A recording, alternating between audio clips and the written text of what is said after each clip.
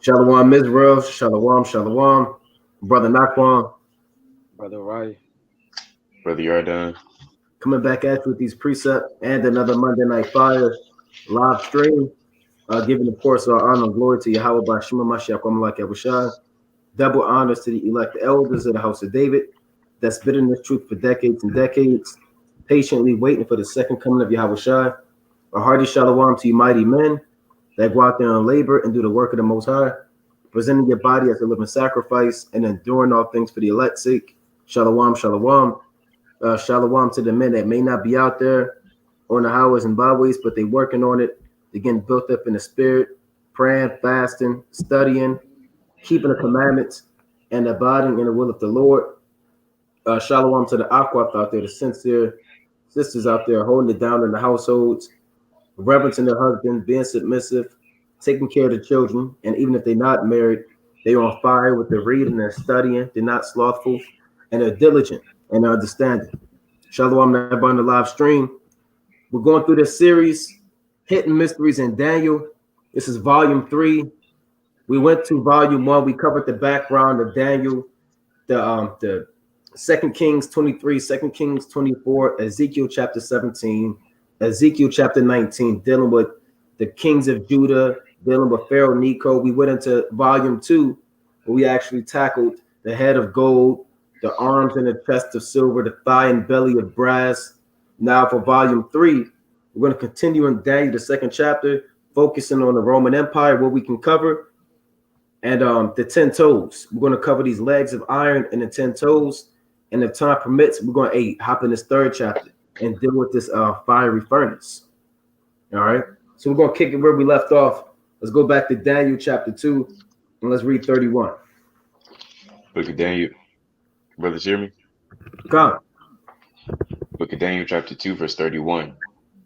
Thou, O king, sawest and behold a great image. This great image, whose brightness was excellent, stood before thee, and the form thereof was terrible.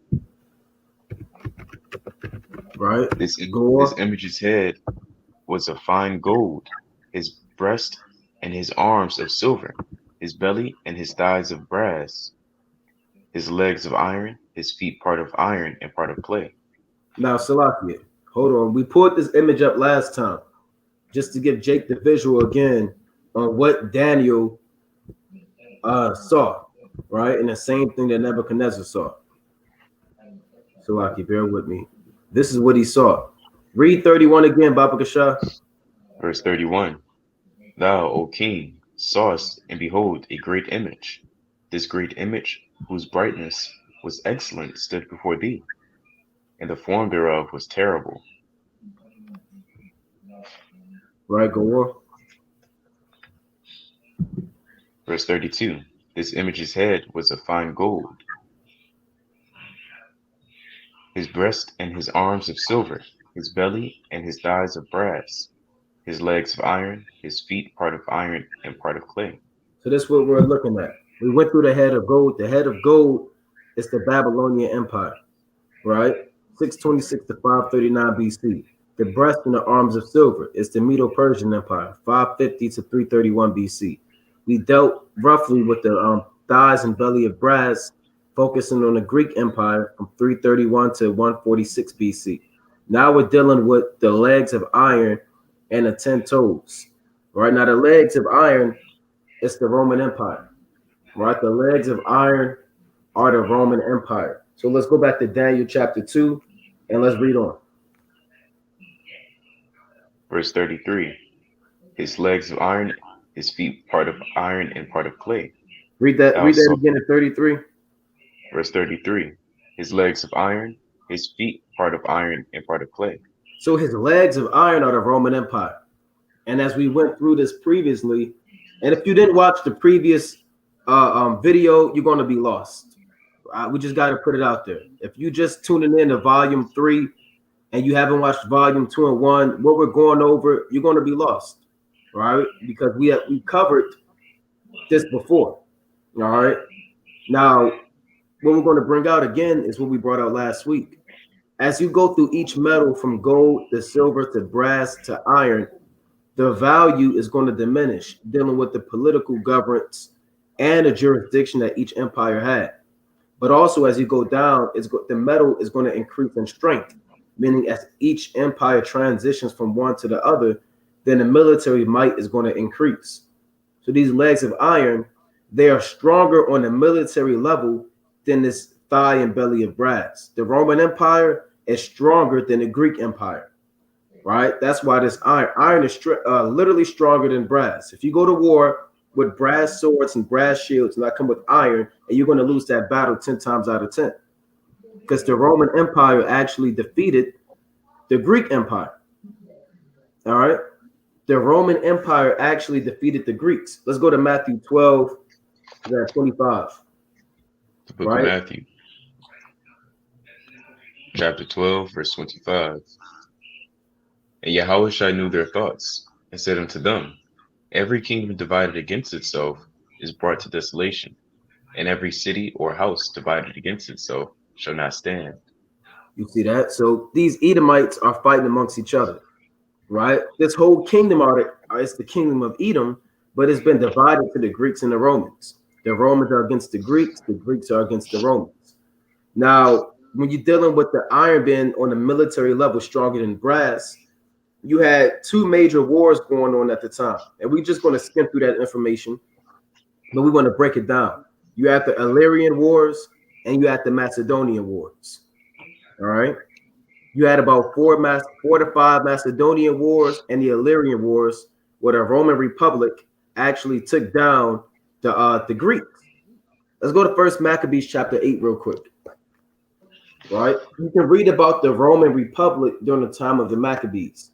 There's a difference between a Roman Empire and a Roman Republic. Same people, but just different forms of government. You got the Roman Kingdom, then you have the Roman Republic and the Roman Empire. We're going to read about these legs of iron in the book of First Maccabees chapter 8 and 1. First Maccabees chapter 8, verse 1. Now Judas had heard of the fame of the Romans, that they were mighty and valiant men, and such as would lovingly accept all that joined themselves into them, and make a league of enmity with all that came into them. Right. If you were classified as a friend of Rome, if you got down with their system. You're reading about the Roman Republic in First Maccabees chapter 8. Right? These are mighty, valiant men. Real quick, let's go to Daniel 7. Right? Daniel 7 and 7. The book of Daniel, chapter 7, verse 7.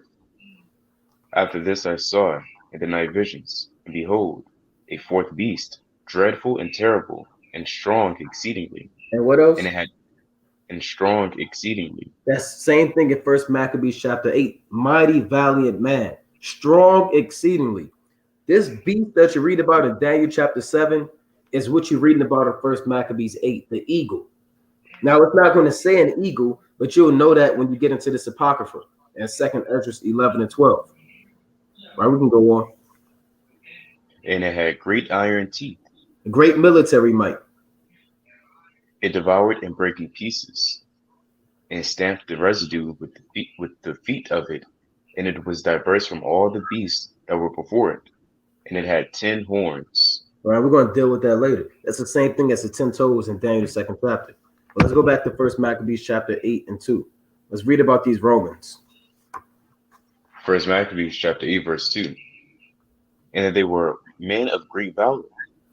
It was told him also of their wars and noble acts, which they had done amongst the Galatians, and how they had conquered them, and brought them under tribute.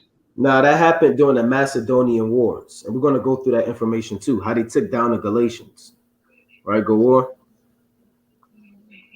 Verse 4.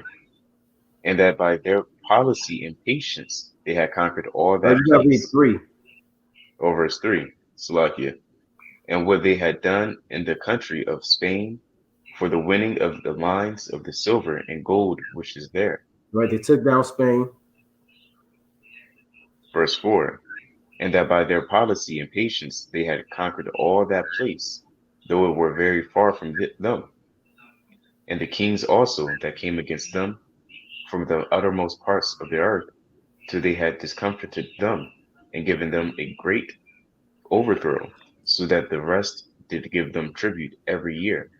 Well, you had men like Antiochus the third, Philip the fifth, Perseus. All of these men that came against the Romans, they had to pay tribute. The Romans defeated them. Go on. Verse 5. Besides this, how they had discomfited in battle Philip and Perseus, king of the Chittims, with others that looked up themselves against them, and had overcome them. Now, when it says Kittim, that's speaking about Macedonia. All right, and you can read more about this man Philip the fifth and Perseus, who came up against the Roman Republic, but they got defeated. Right during these wars. All right, go on. How also Antiochus, the great king of Asia, that came against them in battle, having 120 elephants with horsemen and chariots, and a very great army, but discomfited by them. Right, that's Antiochus the third, also known. Scholars still call him Antiochus, Antiochus. It don't matter. Right, the third. Go on. Verse 7. And how they took them Slakia, and how they took him alive in covenant, that he and such as reigned after him should pay a great tribute and give hostages, and that which was agreed upon. Right.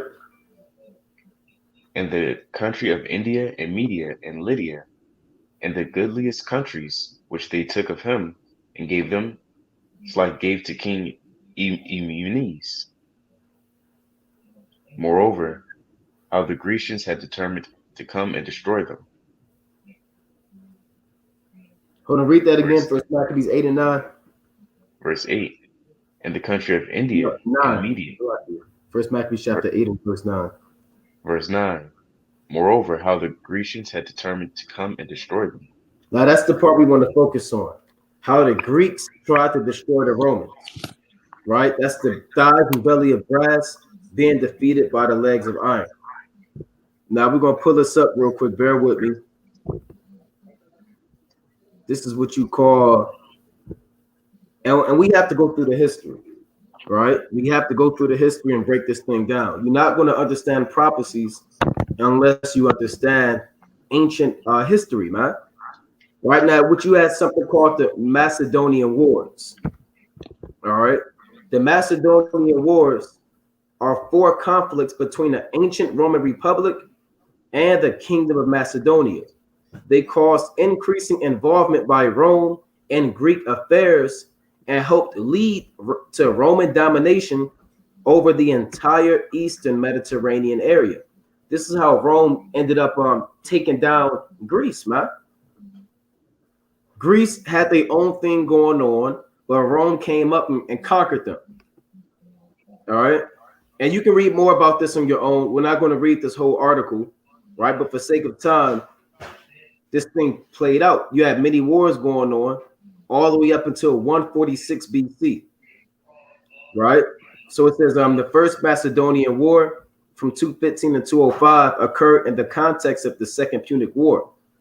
While Rome was preoccupied with fighting Carthage, the ambitious Macedonian king Philip V sent out to attack Rome's client states in neighboring Illyria and confirmed his purpose in 215 by making an alliance with Hannibal of Carthage against Rome.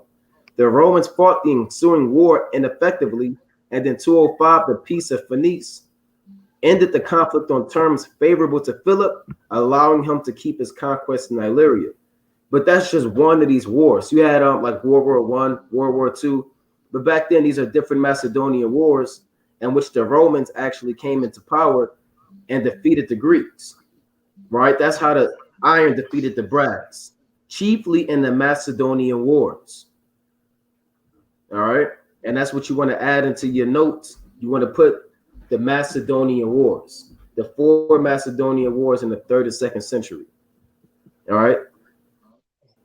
So we can go back to that in First Maccabees, where we left off. First Maccabees chapter 8, verse 9. and that they having knowledge thereof sent against them a certain captain, and fighting with him slew many of them, and carried away captives their wives and their children, and spoiled them, and took possessions of their lands, and pulled down their strongholds, and brought them to be their servants unto this day. Right. Verse 11.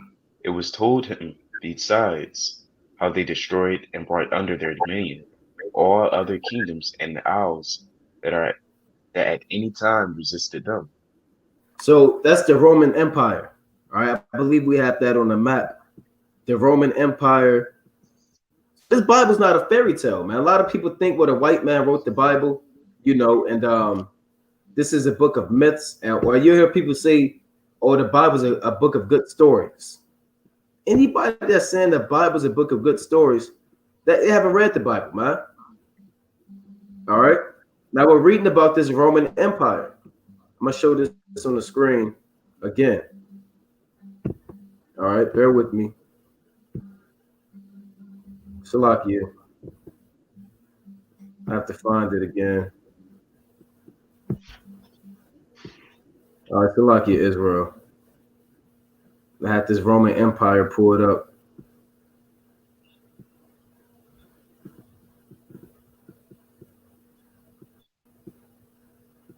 Salakia, I have to pull it up again. Bear with me. While you getting that, all right, I'm about to pull out it's the book of Luke, chapter 2 and verse 1, right? Because these names, you can actually link these people up with history, man. Like the brother was bringing out. These emperors, right? These kings, these men that ruled, they are also in history, man. You can link these things up with the Bible. The book of Luke, chapter 2 and verse 1. And it came to pass in those days that they went out a decree from Caesar Augustus that all the world should be taxed. And this taxing was first made when Cyrus was governor of Syria. And all went to be taxed, every one into his own city, man. So you can look up this man, literally from the Roman Empire, man, and he existed, and he's found in the Bible. You got to go throughout the geography, you got to go throughout the history, and all of these accounts is in the Bible, man. Come on. Right. So the brother, even you can go to Luke, what was that, Luke 2 and 1? Let's go to Luke 3 and 1 too, man. You can read about these ancient Romans in the Bible. You can go to 1 Maccabees chapter 8. You can read about them in 1 Maccabees chapter 12. During the time of Yahweh, you have prominent Roman men set up, man. King Herod, Pontius Pilate, Tiberius, Claudius, Caligula, you know. You got it, Yardan. I bring it out real fast. It's the book of Luke, chapter 3 and verse 1. Now in the 15th year of the reign of Tiberius Caesar, Pontius Pilate being governor of Judea, and Herod being treacherous, and Galilee, his brother Philip, treacherous, and Asherah, and the regions of Tartarus, and Lycia, the treacherous, and Ambialine. Right, so lucky for the pronunciation. But like the brother was bringing out, man, you can find these people in the Bible, man. Right. Those are the different tetrarchs. And I believe it said during the reign of Tiberius. Right. Let's go to Second Esdras chapter 11 and 1. Dealing with we're not going to read this whole account. That's why we have the entire account or breakdown posted, but we just want to read a little on in this chapter, Second Esdras chapter 11 and 1, dealing with the Roman Empire. Daniel, before you go to that, go to Second Esdras chapter 12 and read 11 and 12. Second Esdras chapter 12, verse 11. The eagle whom thou sawest come from the sea is the kingdom which was seen in the vision of thy brother Daniel. But it was not expounded unto him, therefore now I declare it unto thee. Now we read about that in Daniel 7th chapter. Daniel saw a fourth beast, but that fourth beast wasn't really described like that. So Ezra had to get it. You know, not everything's for everybody, man. Daniel couldn't get it all. So the Lord had preserved that portion for Ezra. Every beast is described in the book of Daniel 7th chapter. The Babylonians, they're described as a leopard, as a lion with eagle's wings. The Medo-Persian Empire, they're described as a bear with 3 ribs in his mouth that raised up itself on one side. The Greeks are described as a 4-headed leopard with 4 wings, right? But this 4th beast in Daniel chapter 7, they're not given any animalistic characteristic. They're not described. But it's described in 2nd Esdras chapter 11 and 12, right? That's why he said it wasn't showed to Daniel, but I'm going to show you. You can read on. Verse 13, behold, the days will come, that there shall rise up a kingdom upon earth, and it shall be feared above all the kingdoms that were before it. It's speaking about the Roman Empire, right? From the ancient, when you read this account, it's the ancient Roman Empire and the modern Roman Empire. Go on. Verse 14, in the same shall 12 kings reign, one after another. Right, these 12 kings that will reign are the 12 Caesars. All right, for brothers that don't know, that's not hip with the information, they're referred to as the 12 Caesars. All right, Julius Caesar, Augustus, Tiberius, Caligula, Claudius, Nero, Galba, Otho, Vitellius, Vespasian, Titus, and Domitian. Right, and you can look that up. That's nothing that we got from the 3rd dimension. All right, that's something you could just go through the 12 Caesars. Go on. In 2nd Esdras? Come. 2nd Esdras chapter 12, verse 15. Whereof the second shall begin to reign, and shall have more time than any of the 12. Right, the second that reigned was Augustus Caesar. He reigned for about 40 years and 6 months, longer than any other of those other men. Go on. Verse 16, and this do the 12 wings signify which thou sawest. Now go back to 2nd Esdras chapter 11 and let's read verse 1. 2nd Esdras chapter 11, verse 1. Then saw I a dream, and behold, there came up from the sea an eagle, which had 12 feathered wings and 3 heads. Right, we just read about those 12 wings, but these 3 heads, we're going to go into that more. These are the last ruling Edomite kingdoms. Go on in the last days.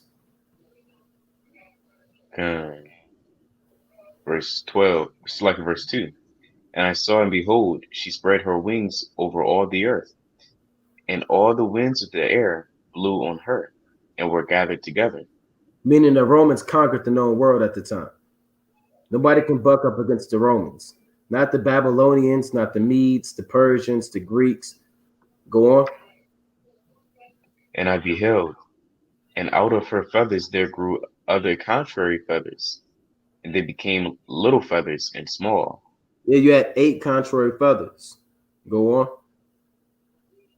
Verse 4, for her heads were at rest. The head in the midst was greater than the other, yet rested it with the residue.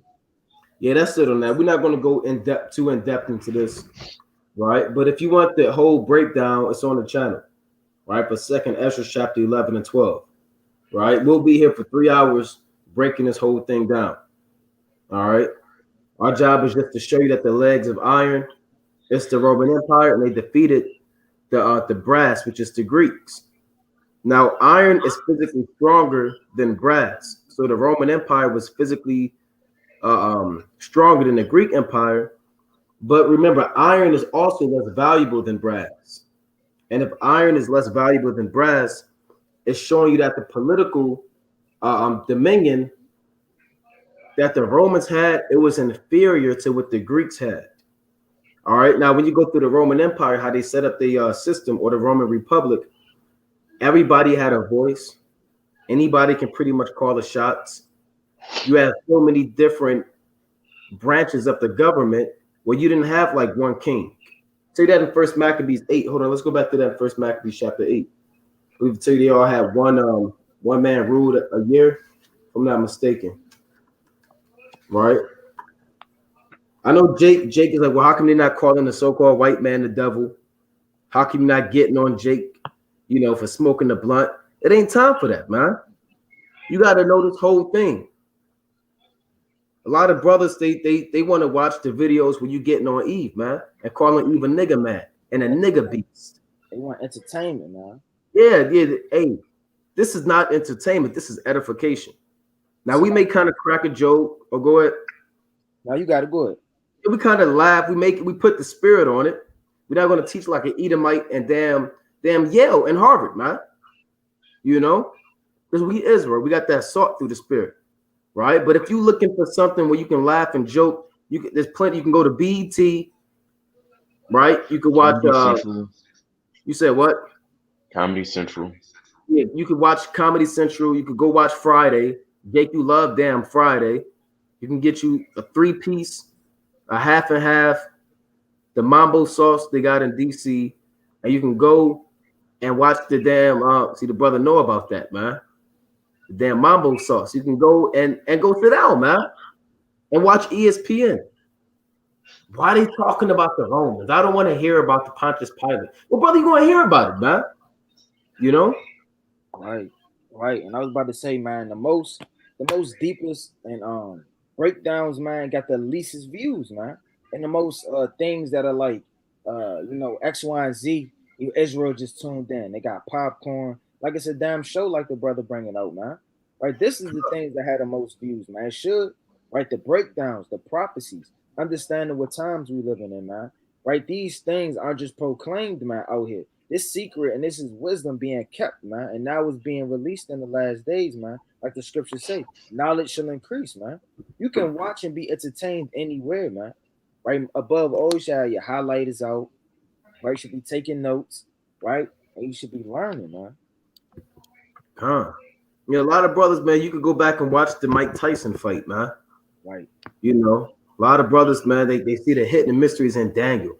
Hold on, they want to see Araya and Yardan beat black women to death with the scriptures, and then a chariot comes and beams up the hopeful elect. You know, Yeah. That's what. Hey, brother, we got is more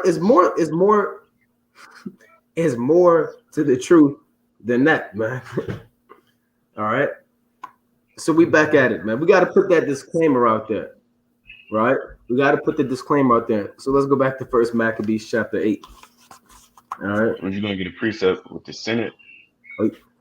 Now we're gonna read 8 and 13. It's First Maccabees chapter 8, verse 13. And that whom they would help to a kingdom, those Now this is about the Romans. Or you can go on. And whom again they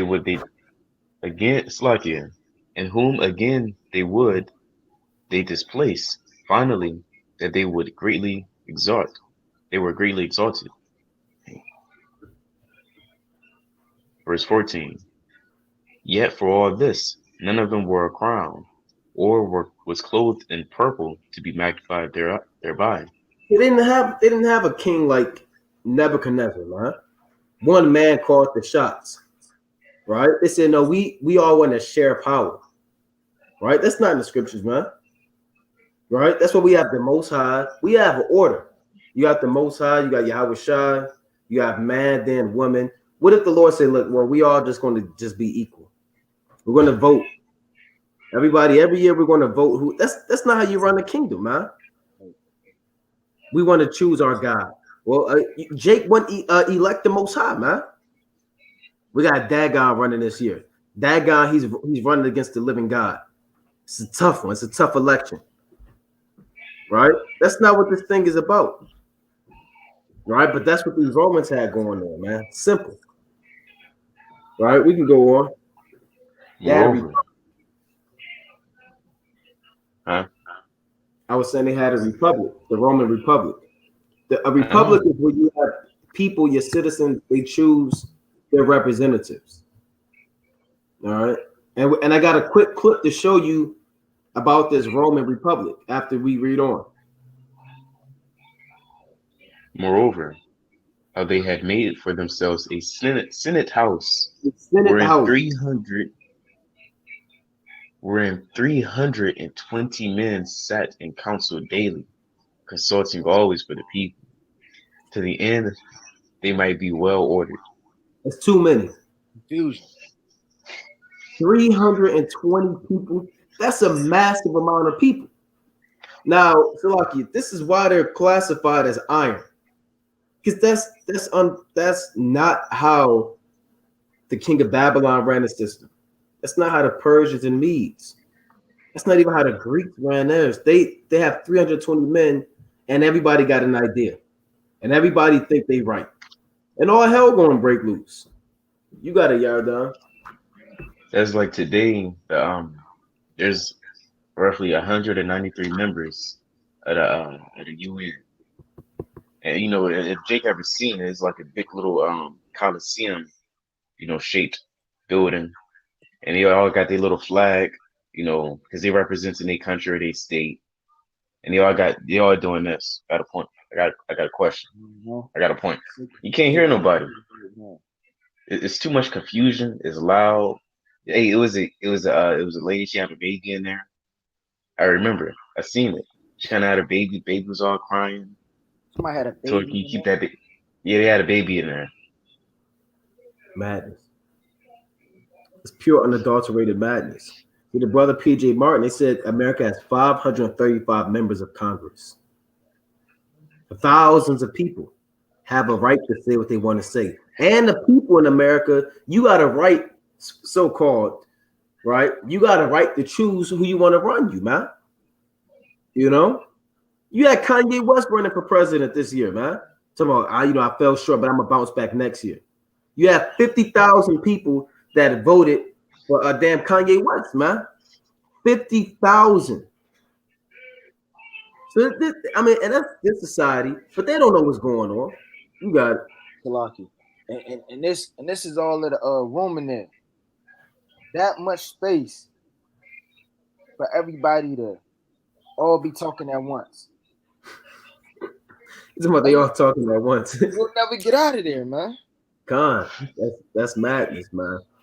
Now I'm gonna play this quick clip, right? And we're going through the Roman Republic structure and the Roman Empire structure too, to show you why the Lord caused the way that they ran their system less valuable and less precious than the way the previous kingdoms ran their system. And it was weak. And that's what kind of led to their downfall. Now I got this quick clip. Right? It's not long. So brothers can understand how Rome kind of ran a thing going on. All right, so bear with me. And it's not compare this to how we brought out how Nebuchadnezzar ran his, and how the Persians and Medes, and how even we run our kingdom through Yahweh Bashkim Yahushua. Now we're going to have 144,000 men, but we all are going to be on one accord. We're not going to have our own ideas. We're not going to have our own. We're going to go through our government too. We got a whole mountain, man. But let's play this. Brothers, let me know if they can hear it. Can y'all hear it? Trusted rulers, 509 BCE. They weren't just changing their political status. They were establishing a form of government that would influence politics for thousands of years to come. Upon freeing themselves from the conquering Etruscans of the north, the Romans formed a republic, a system of government in which citizens choose representatives to govern on their behalf. With this, they established a governmental system which was a precursor to many in our modern-day world. To understand the political structure of the Roman Republic, we must first understand the importance of social class. The natural-born inhabitants of the Republic, who are not slaves, were broken into two main groups. They were the patricians, members of the upper class, including the nobility and wealthy landowners, and the plebeians, or the common people of Rome. That's like your Democrats and your Republicans. Unlike today's society, where people can move up and down the social ladder, the patricians and plebeians of Rome were completely separate and distinct. Intermarriage between the classes was forbidden. Making these social classes even more of a dividing line whether a man was a patrician or a plebeian, dictated what position he could hold within the beginning political structure of the republic. If a man was a patrician, he could hold the highest position in government, known as consul. Since this position oversaw the workings of the government and its officials, while also being the commander of the army outside the city of Rome, we can draw some loose parallels to it and the American presidency. However, unlike the presidency, two patrician men ruled as consul. They had the power to veto one another and were limited to a 1-year term. That's confusion. You got two men that have a 1-year term, but they can kind of go against one another. They're not on one accord.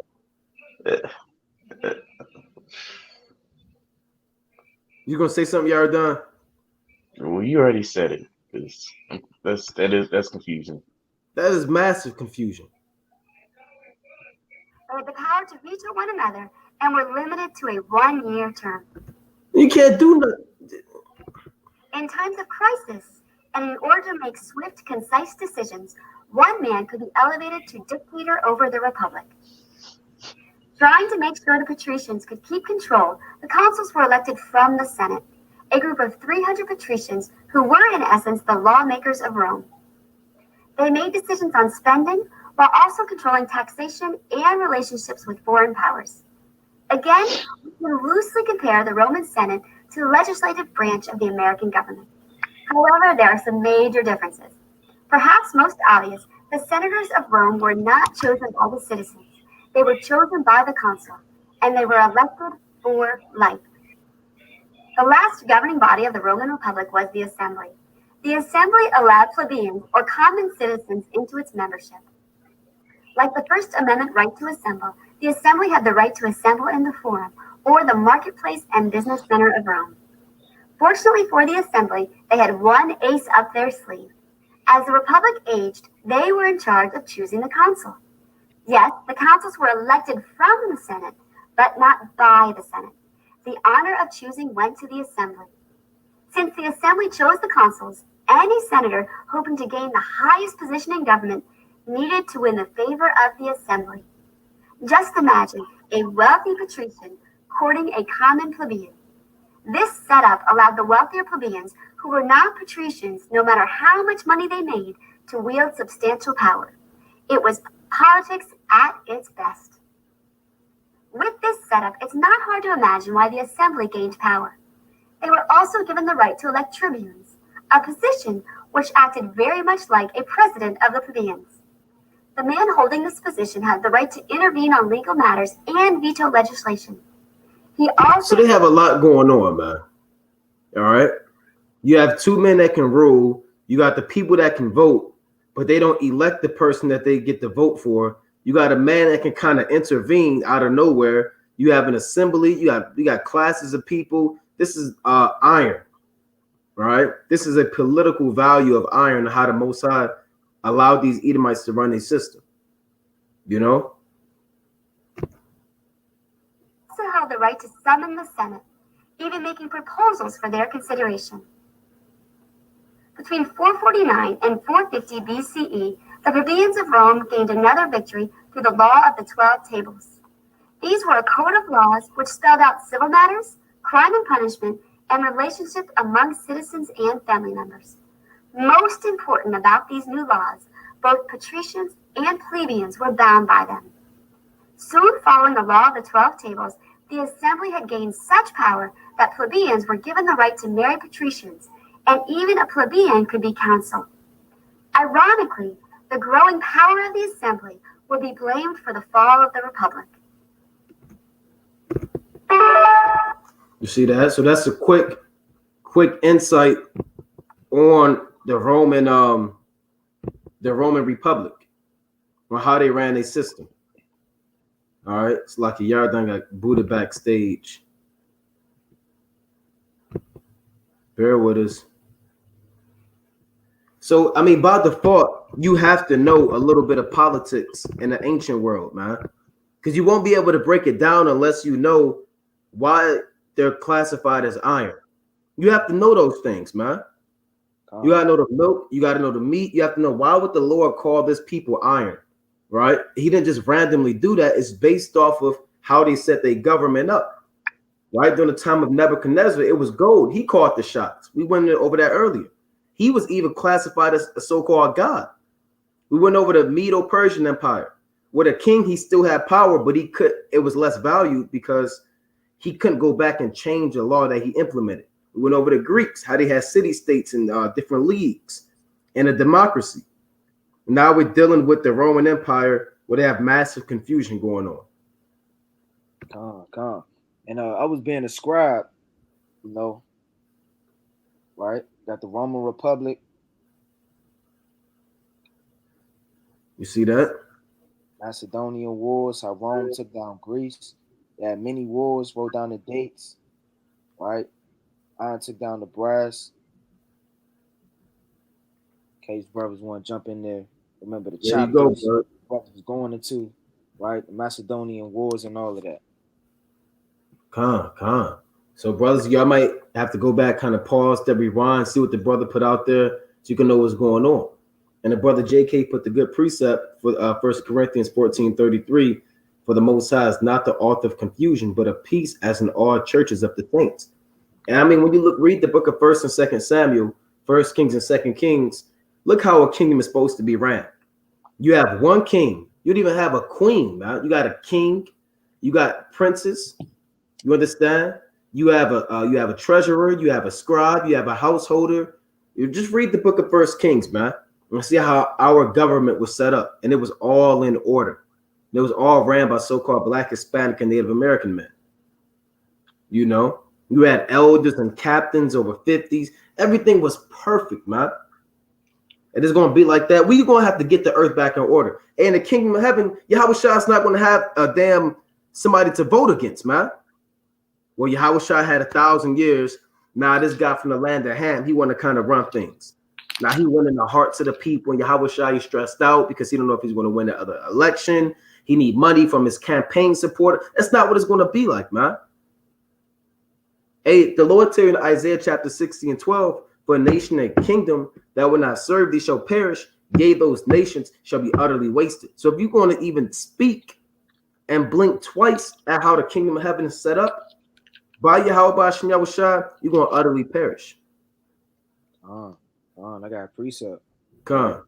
It's the book out of Deuteronomy chapter 1 and verse 15. So I took the chief of your tribes, wise men, and known, and make them heads over you, captains over thousands, and captains over hundreds, and captains over 50s, and captains over 10s, man. That's order right there, man. Well, all hell breaking loose and you waving your hand up, everybody waving a flag, they don't know what's going on. You got 1,000 ideas. Well, these are all men, right? Getting the understanding from Moses getting it from Yahweh, Bahashem Yahweh Shah, man. So everything was ran down in order, and it was all on one accord, and it was all the same thing, right? Officers among your tribes, and I charge your judges at that time, saying, hear the cause between your brethren, and judge righteously between every man and his brother, and the stranger that is within him, right? Straight like that. That's right. This is 1 Corinthians chapter 1 and 10. Now I beseech you, brethren, by the name of our Lord Yahweh Shah HaMashiach, that ye all speak the same thing, and that there be no divisions among you, but that ye be perfectly joined together in the same mind and in the same judgment. That's plain, right? He told any church and anybody, a group of men that come together, be on one accord. A WFI, we don't have one brother teaching that Jonah really didn't get swallowed by a whale. Then another brother teaching he do. Then one brother teaches that Yahweh Shah don't exist. You got another brother teaching that you don't have to have a beard. Hey, everybody's on one accord, man. So how your kingdom is set up, it has to be moved in that same fashion. Any other thing, anything outside of that breeds nothing but chaos and confusion. And to touch on what the brother just said, how everything should be on one accord. This is what Paul said. It's the book of Romans, right? Chapter 15 and verse 18. For I will not dare to speak any of those things which Hamashiach Yahweh Shah had not wrought by me. He said, I won't even speak these things, man. So everything Paul ever said, man, right? It's the law, man, straight like that. He said, I won't even come out of my own mouth, man. Look, whatever I'm saying to you, it's ordained from the Lord, man. It's on one accord, right, from my heavenly Father. It said, I will not dare to speak any of those things which Mashiach Yahushua have not wrought by me to make the Gentiles obedient by the word and deed, man. Right? So they was all on one accord, man, the disciples. You know? Yeah. You got a precept yard done? I just closed it, but you go ahead. Gotta find it. Oh, here it goes. I was gonna bring out a point with the video. Those judges they was wicked. You know, the judges, the rulers, you know, in those times. Because it's the same spirit that's happening now. For an example, if you see the movie or the TV show rather, House of Cards, you know, there's a lot of wickedness. And that's really Esau letting you know what's going on you know, in society, in the government. Right? They was basically buying their way into power. It was just nothing but confusion, wickedness, and all manner of wicked activities. This is Exodus chapter 18, verse.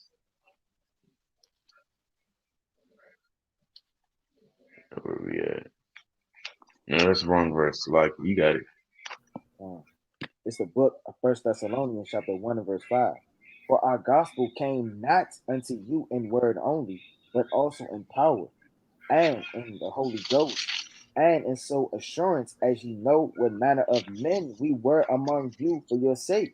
And they saying, look our manner of men we was, how we was all in order. We all was on one account, man, right? We wasn't all over the place. When we walked and we came to you to preach the gospel, we always on one accord. And you became followers of us and of our Lord, having received the word in much affliction with joy of the Holy Ghost, so that ye were examples to all that believe in Macedonia and Antioch, man. It said they were examples. Examples of what? The Lord, man. The truth, the gospel, the testimony. If they weren't examples, they would have been all over the place, man. If they wasn't good examples. Being a good example was all being on one accord, splitting up, going to teach. Right, you over there, you at this church, you at this province, you at this city, and the word is going out with the same doctrine. Hey, we're going to precept of Israel being on one accord. It's the book of Acts, chapter 4, verse 31. And when they had prayed, the place was shaken where they were assembled together, and they were all filled with the Holy Ghost, and they spake the word of God with boldness. Right? I'm going to jump down. Verse 32. And the multitude of them that believed were of one heart and of one soul. Neither said any of them that aught of the things which he had possessed was his own, but they had all things common. Right? In other words, it was all in one accord when it was about to, you know, give tithes, you know, what they had. Right? And that matters, you know. Con, I got a precept. This Isaiah chapter 1 and 25. Isaiah 1 and 25. And I will and I will turn my hand upon thee, and will purely purge away thy dross, and take away all thy tin. And I will restore thy judges as at the first, and thy counselors as at the beginning. Afterward, thou shalt be called the city of righteousness, the faithful city.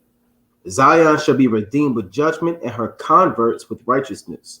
So the Lord said he's going to put our government back in order. All of our judges from the ancient times, they're back on the earth. You're going to have 12 apostles. You're going to have the Most High in the kingdom of heaven, Yahushua. You had 12 apostles sitting upon 12 thrones, they're judging Israel. You're going to have 144,000 men that they're going to receive orders from these 12 apostles. They're going to be dispersed and put apart through different parts of the earth to govern the earth in righteousness. You're going to have elders and judges and captains all the way down to the man that's least in the kingdom. Yeah, you're going to have brothers that's least in this thing too, man. You kind of made it by the skin of your teeth, or you one of the 2/3 coming back, and you kind of got your head down. You know, if you one of the 2/3 coming back, you're not going to have the same office as one of the top men of the 144,000. It's just not going to work like that. Y'all going to be on two different levels in the kingdom. Now you both going to be there, and that's good. But guess what? His responsibilities are going to be a little bit greater than yours, and you got to deal with that. You may have, like we say, that one. You may have 2 Hamite slaves, but sometimes they buck up against you, you know. And this guy, he may be ruling over 10 cities, you know. And I'm gonna get that precept. It's the book of Luke, chapter 19, and verse 17. And he said unto him, well, thou good servant, because thou hast been faithful in a very little, thou, Salakia, have thou authority over 10 cities, man. Straight like, and the Lord said he gonna have authority over 10 cities, man. Right? And how much is that really, man? And the Lord could give you even more than that, man. Right? Hey, the Lord can have tens and thousands of men under you, man, doing whatever you say. And that's a forever office, man. Right? People may be like, well, you know, if I'm gonna be in the kingdom, what I gotta keep the commandments for? Right? That's a wicked ass even remark to even make, man. Right? Hey, the Lord said you could be governor, you could be damn over 10 cities in this thing, man, and a ruler and have that office forever. Who don't want to have power, glory, wisdom, knowledge, and understanding and rule these nations, man, with a rod of iron? And they all looking up to you. Right? You going on a check. Man, ain't no way you could go on this planet where you aren't being policed by the so-called white man. But it's going to be that in righteousness when we get the kingdom of heaven. And that's beautiful because, you know, in the kingdom is not going to be like Esau where you get elected down and, you know, oh, his brother, you know, he can't rule no more. He lost his city. He's got to be divided. That's what you call a life tenure, right? He's in that position forever. You know, he's going to enjoy being in that position. He's not going to get tired and bored. Look, you know, kingdom want to be fast. In my father's house, there are many mansions. This Matthew 8 and 9. This is applied back then to this man, but this applies to us now and in the kingdom. Matthew 8 and 9. For I am a man under authority, having soldiers under me, and I say to this man, go, and he goeth, and to another come, and he cometh, to my servant do this, and he doeth it. So that's how it's going to be in the kingdom of heaven, man. You have men, you're going to be under great authority via Yahweh Bashem Yahushua. You're going to have soldiers under you. And it says, and I say to this man, go, and he goeth. Go tell a Jake right now, hey, brother, I need you to go do A, B, and C. Look what happened to Moses, man. Who made you Lord over us? Aren't you going to kill us like you killed the Egyptian? That's what they were saying back then, man. Because Jake don't like when brothers that look like them, Jake don't like order. Jake got that head nigga in charge spirit. I call the shots. Crabs in the barrel. Secret devices and counsels. What the Lord said, I'm going to read it again. For I am a man under authority, having soldiers under me. Like Ariah said in our kingdom, it's no telling how many soldiers are going to be under you, man. Maybe 30,000. And you may have a fleet of chariots and 19,000 cavalry, you know. And I say to this man, go, and he goeth, to another come, and he cometh, and to my servant, which are these slaves, do this, and he doeth it. So your slaves, you're going to tell him, do this. Guess what? He going to do it, right? Climb the tree. He going to do it. Cut down,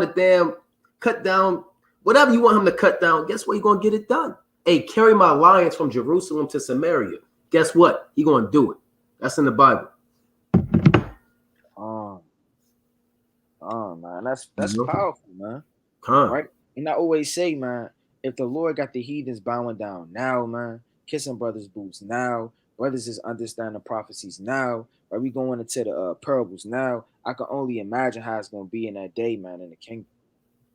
And you got Jake now in the truth. They get mad, man. Why do you make them Edomites bow down to you? Hey, look,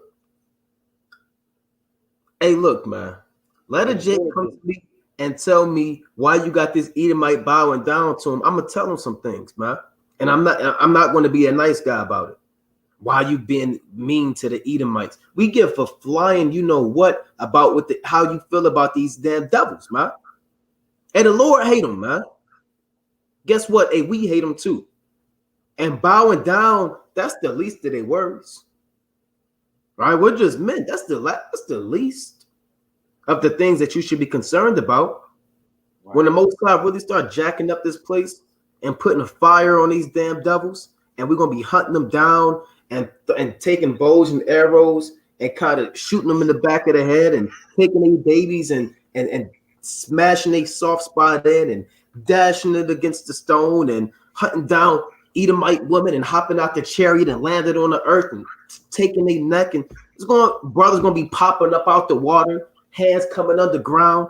It's gonna be crazy out there, man. Spiritual powers, man. Right. And damn, it was a video, right?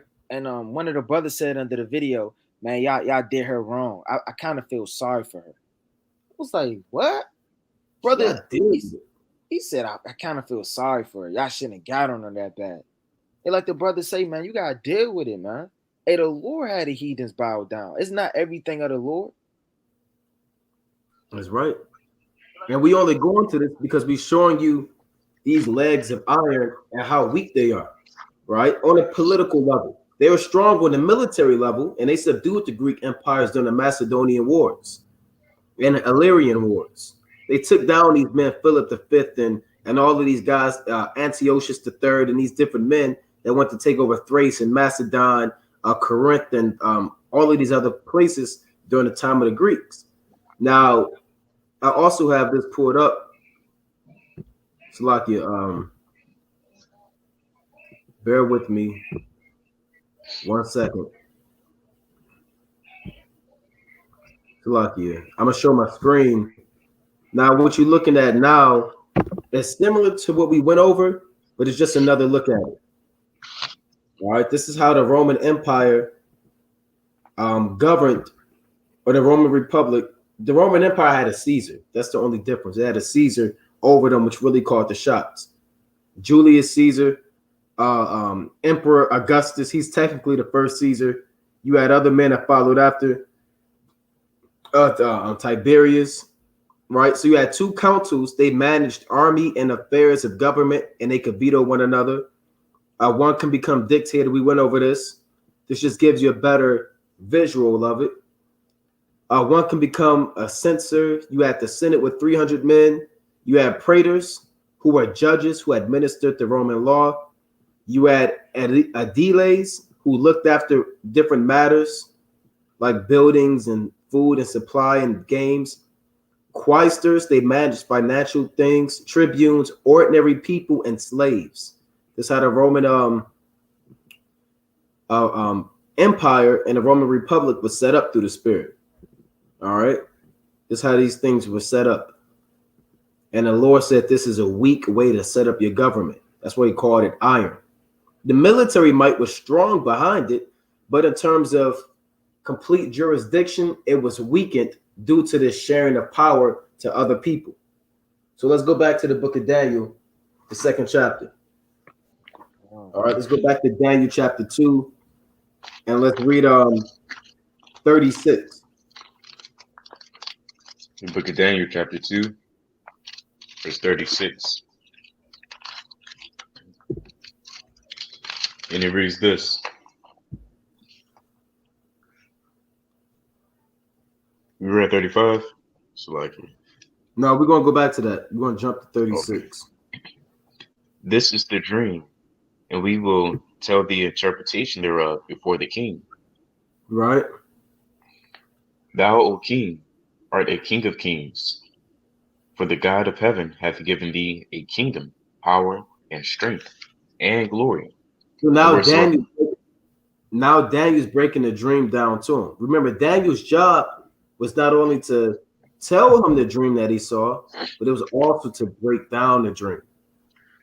Right? Go on.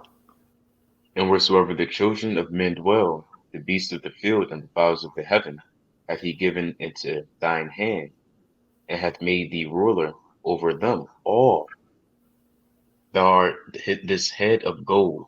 So we broke that down in the previous volume, that the king of Babylon is referred to as the head of gold due to his gold-like jurisdiction over his empire. But it was also weak. Gold is a weak metal. That's why he was subdued by Cyrus in the Medo-Persian Empire. and the city was sacked in 539 BC.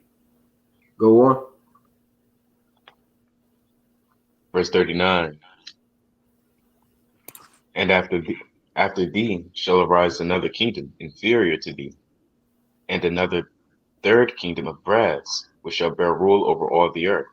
You see that? So these kingdoms are inferior to what Babylon had, because Babylon, this guy, he can call the shots. We went to the book of Judith, we went to the book of Daniel, where this guy Nebuchadnezzar, he can be referred to as a god on the earth. The other kingdoms, they're inferior. They couldn't do that.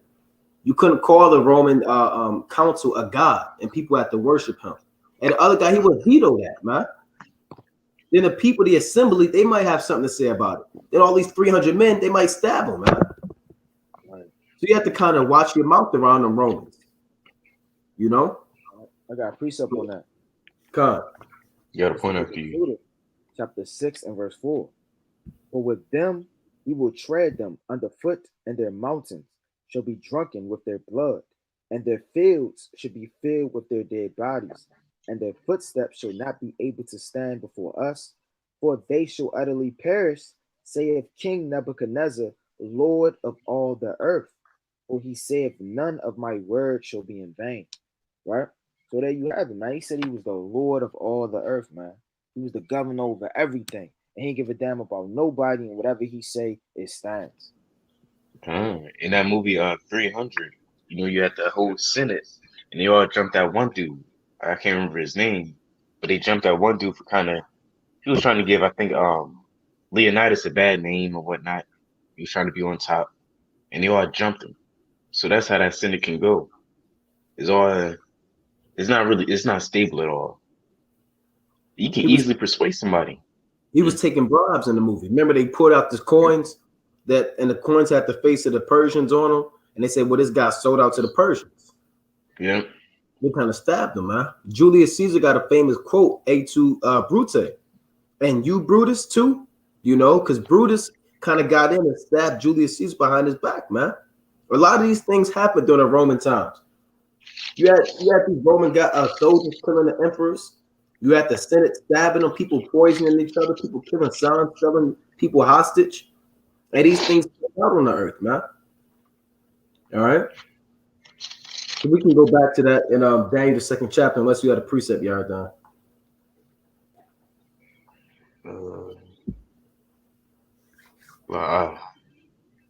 All right, so we back in the book of Daniel, chapter 2. Okay, this is book of Daniel, chapter 2, verse 39. And after thee shall arise another kingdom inferior to thee, and another kingdom of brass, which shall bear rule over all the earth. Right, that's the Greek. And the fourth kingdom shall be strong as iron, for as much as iron breaketh in pieces, and subdueth all things. And as iron that breaketh all these, shall it break in pieces and bruise. Right, the Roman Empire took down the Greeks, right? They were strong as iron. And we went into that in the Macedonian Wars. And again, another, like we always put out, there's an excellent YouTube channel called Kings and Generals, where they cover various ancient history, chiefly military warfare. And there was a series they just dropped, and that's the spirit or how Rome took down Greece. So if you want to kind of check that thing out, it's 2 hours. I watched the whole thing. We, of course, brothers in WFI, you know, brothers checked it out, dived into it. We go into the history, show some scholarship, you know, to be able to put these things together, man. All right. So now we're dealing with this fourth kingdom, which is this eagle that you read about in 2nd Esdras chapter 11 and 12. All right, go on. Verse 41. Daniel chapter 2, verse 41. And whereas thou sawest the feet and toes, part of potter's clay and part of iron, the kingdom shall be divided. For there shall be in it of the strength of the iron, for as much as thou sawest the iron mixed with miry clay. Read that again, Baba Kasha. Daniel chapter 2, verse 41. And whereas thou sawest the feet and toes, part of potter's clay and part of iron, the kingdom shall be divided. Right. But now, You have everybody. It has 10 toes. You have 10 toes. You have the feet with 10 toes. You have the feet with 10 toes. These 10 toes are the same thing that you read about as the 10 horns. All right. The 10 toes and the 10 horns, they go hand in hand. Let's go to Revelation chapter 12 at 2. All right. These 10 toes are the same thing as the 10 horns. Revelation chapter 12, verse 2. And it reads this. And she, being with child, cried, travailing in birth, in pain to be delivered. And there appeared another wonder in heaven, and behold, a great red dragon, having 7 heads and 10 horns, and 7 crowns upon his head. Right. Now those 7 heads are Greece, Rome, Spain, France, Germany, Russia, and Great Britain. I'm going to repeat that again. Those 7 heads for this red dragon, which is this Roman Empire that we're focusing on, or these 7 heads and 10 horns, is Greece, Rome, Spain, France, Germany, Russia, and Great Britain. Now the 10 horns is the European Union. All right. The 10 horns, you want to put down Belgium, right? France, Germany, Italy. These are your 10 horns. Luxembourg, the Netherlands, Spain, Ireland, the UK, and Greece. Those are your chief 10 horns. Those are the first nations to join NATO. It's like the European Union. Again, those 10 horns are Belgium. These are your modern day names. And we'll go through the ancient names as you look on your screen. Belgium, France, Germany, Italy, Luxembourg, the Netherlands, Spain, Ireland, the UK, Greece. Right? Those are your 10 horns. Now, these 10 horns, they have ancient names. So the ancient name for Belgium is Belgica or Belgica, right? You can see it on your map right here. This is where Belgium is. All right, that's the ancient name of Belgium, one of the 10 horns. You can look on the modern day map and see Belgium is exactly right here. And their names are even similar.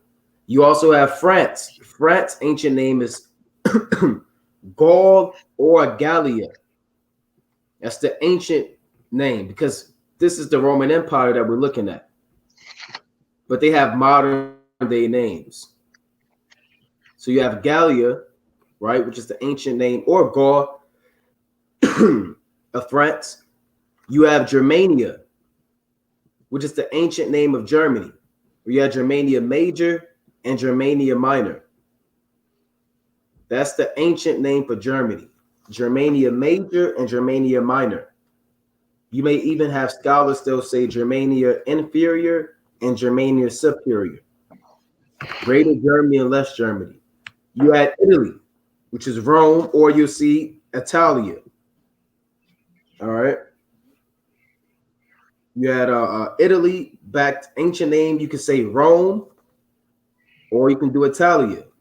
Luxembourg would be Lugdunensis. All right. Luxembourg would be Lugdunensis, a province of Gallia. Now, in process of time, you're going to have countries like Belgium be formed and Luxembourg be formed. If we were to look that up on the map, see if we can get a modern map of Europe. Bear with me, just so you can understand what's going on. All right, bear with us. We want to give you the visual so you can see these 10 horns on a modern day level. All right, same Roman Empire. All right, same thing. Bear with us 1 second. See if I can zoom in on that. Oh, that's kind of blurry. But you can get the point. You can still see Netherlands and Germany and Luxembourg right here. All right. You know, you can kind of pull it up on your own too. So going back to this map, again, Luxembourg would be Lugdunensis, right? You have Spain, which is Hispania, right? You have Hispania. We read about that in 1 Maccabees chapter 8. You have the UK, which is Britannia, right? The UK, which is Britannia, Greece, which is Achaia. All right. And Ireland is also, they was part of Britannia, right? They share a similar land, as well as the Netherlands. They share land with Belgicia and Germania. So those are your ancient 10 horns. Those are the 10 toes. Read that again in Daniel chapter 2 and 41. The book of Daniel, chapter 2, verse 41. And it reads this. And whereas thou sawest the feet and toes, part of potter's clay, and part of iron, the kingdom shall be divided. The kingdom shall be divided. It's like the kingdom shall be divided. You have these different provinces, right? Now in modern Europe, then you have these same provinces and they're divided. You have Spain, they have their own prime minister or president. France, they have their own prime minister, president, and rules. Italy, they have their own thing going on. All of these countries that were once part of the Roman Empire, now they're divided. Spain is divided from Britain. Britain is divided from France. France is divided from the Netherlands. And they all have their own thing going on, man. You know, the kingdom shall be divided. Go on. But there shall be in it of the strength of the iron, for as much as thou sawest the iron mixed with miry clay. Now, this is iron mixed with clay. These kingdoms have the strength of iron because they're an extension of the ancient Roman Empire. And they're in cahoots with America, which is a revised beast of the Roman Empire, right? Let's read that last part one more time where it says, but there shall be in it the strength of iron. But there shall be in it of the strength of the iron, Now, for as much as... When it says in it the strength of iron, that's chiefly talking about them being an extension again of the ancient Roman Empire, but also they have America to back them up, which is Rome all over again. That's the strength of iron. Let's go to Revelation chapter 17 about the beast that was and is not. I believe that's verse 11. God, this is Revelation chapter 17, verse 11. And the beast that was and is not, even he is the 8th and is of the 7th, and of the 7th, and goeth into perdition. Go on. And the 10 horns which thou sawest are 10 kings, which have received no kingdom as yet, but receive power as kings 1 hour with the beast. All right, read 17 and 11 again. Verse 11, Revelation chapter 17, verse 11. And the beast that was and is not. Start at verse 7.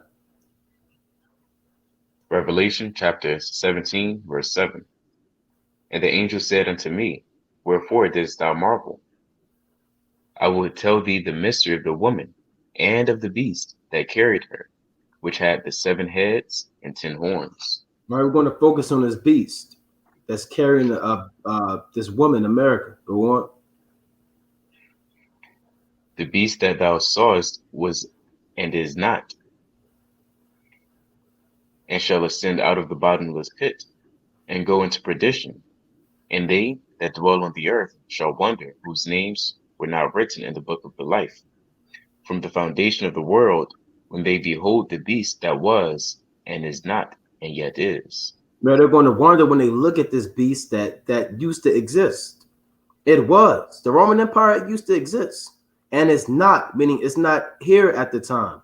But yet the Roman Empire still is here. That's what it means, and yet is. How can the Roman Empire be gone away with, and it was here, but now it's still here because Rome is back as America. That's that strength of iron. Go on. Verse 9. And here's the mind which hath wisdom. The 7 heads are 7 mountains, on which the woman sitteth. Yeah, that's Greece, Rome, Spain, France, Germany, Russia, and Great Britain. Go on. Verse 10. And there are 7 kings, 5 are fallen, and 1 is, and the other is not yet come. And when he cometh, he must continue a short space. Again, out of those, and I know we're moving kind of fast, right? But that's good that it's going to be uploaded and you can rewind it. You can go back and take your notes. You know, you can go back and pause it when you want to pause it. We may talk about the council. You may want to kind of pause it and look more into the councils. What our job is not to do a 5-hour lesson, right? Our job is to kind of just give you the necessary tools, and you can kind of take this and run away with it, right? We're going to break it down for you in the best way we can, but we don't want to spend, 7 hours touching it, right? So that's why we're moving the way we're moving, because this chapter, we got a lot to cover. So just bear with us, right? If you feel as though we're moving fast through these names and through these heads, and you may be overwhelmed, but it's okay. You can always pause it. It's not going nowhere. You can pause it and let it digest and marinate and look it up and take notes, but we're giving you a foundation through the Spirit. So let's read that again, Revelation 17 and 10. Revelation chapter 17, verse 10. And there are 7 kings. Again, the 7 kings are Greece, Rome, Spain, France, Germany, Russia, and Great Britain. These are your 7. Go on. And there are 7 kings. 5 are fallen. 5 that fell out of those 7. There were 5 kings that fell out of those 7 during the time of the Roman Empire. Greece fell in the Battle of Corinth in 146 BC. That's one of them. Spain fell, right? Known as Hispanic. You can read about that in 1 Maccabees, the 8th chapter. France, they fell. They were known as Gaul. They were all annexed into the Roman Empire, or Gallia. Germany fell, known as Germania Major and Germania Minor. Britannia fell, right? When you look on the map of the Roman Empire, Britain was subdued as well. These are your 5 kings that fell, right? It says 5 are fallen. Go on. And 1 is. What is the 1 out of these 7 that still exists at the time? Rome. They still exist. Rome is. Go on. And the other is not yet come. And the other is not yet come is Russia, because during that time, Russia is not annexed as a whole within the Roman Empire. You have people from the people of Rus that branched off from the Roman Empire, and other people of the Scythians, and they kind of came together and formed Russia. Oh, go ahead. And it's a good history. You got kings and generals. Brothers may know about that. But it's another one called, I believe, Oversimplified. And they touch on, a variety of history topics and, how countries came to be, things of that nature. It's somewhat edifying. Right. You got to pick out you got to use your discernment as well when you watch anything. Because sometimes the scholars, they're going to go off. Esau, they don't know everything. But, keep that in mind when you watch, historical videos and lessons, from Esau. And that's why when you're looking on this map, you're not going to see Russia part of the Roman Empire. Because Russia, eventually, they were branched off from these people, these Germanic tribes that moved eastward, of Dacia, the Dalmatians, as well as a mixture of the people that came from so-called Scandinavia, of Denmark, of so-called Netherlands. A lot of them in history, they came down across the Rhine through Germany, through these other places, and they intermingled with these other Germanic tribes, and they formed Russia with the Scythians and other tribes at that time. So the other is not yet come. But when he must continue a short space, because Russia is going to be the last Edomite kingdom out of all of these 7. That's why in Revelation chapter 13, they're referred to as the feet of the bear. All right. Now we can go on in Revelation chapter 13. Revelation chapter 17, verse. You said I couldn't hear you. We can read on and verse 12. Okay, verse 12. And the 10 horns which thou sawest are 10 kings, which have received no kingdom as yet, but receive power as king 1 hour with the beast. Now these 10 horns are the same thing as the 10 toes. They're 10 kings, but they don't have no kingdom as of yet. Why don't they have a kingdom? Because they're part of the Roman Empire. These are provinces of the Roman Empire. All right. France, that was a province of the Roman Empire. Hispania, that's a province of the Roman Empire. Ancient Belgicia, Lugdunensis, they were provinces of the Roman Empire. So they didn't have a kingdom as of yet. Now, even in modern day terms, they don't have a kingdom as of yet because they get their power to the beast. Who is the beast? America. That's why we have something called the EU, right? The European Union. Your brother see the screen? All right, this is the European Union, right? The European Union is the modern name for the 10 toes and the 10 horns. Right, the EU, formerly known as the European Economic Committee, is the modern day name for these 10 toes and the 10 horns. You're living in the times of the 10 toes.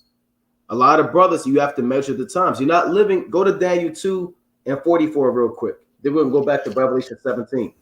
A lot of brothers think that they're living in the time of the head of gold, or you're living in the time of the belly and brass, right? No, you're living in the time of the 10 toes. Let's read Daniel 2 and 44. The book of Daniel, chapter 2, verse 44. And in the days of these kings, Hold on, read that again. God. Daniel, chapter 2, verse 44. Take your time. And in the days of these kings. In the days of these kings. What kings is that talking about? Go jump up a verse. Verse 40. Down to 44. We're gonna read 45. We're gonna read what was that 2 and 44, right? Read 43. Verse 43. And whereas thou sawest iron mixed with miry clay, they shall mingle themselves with the seed of men, but they shall not cleave one to another, even as iron is not mixed with clay. Right, these 10 toes, they're gonna try to join forces and try to be on one accord, but it's not gonna happen. Due to much political confusion, then Brexit, the UK want to break off.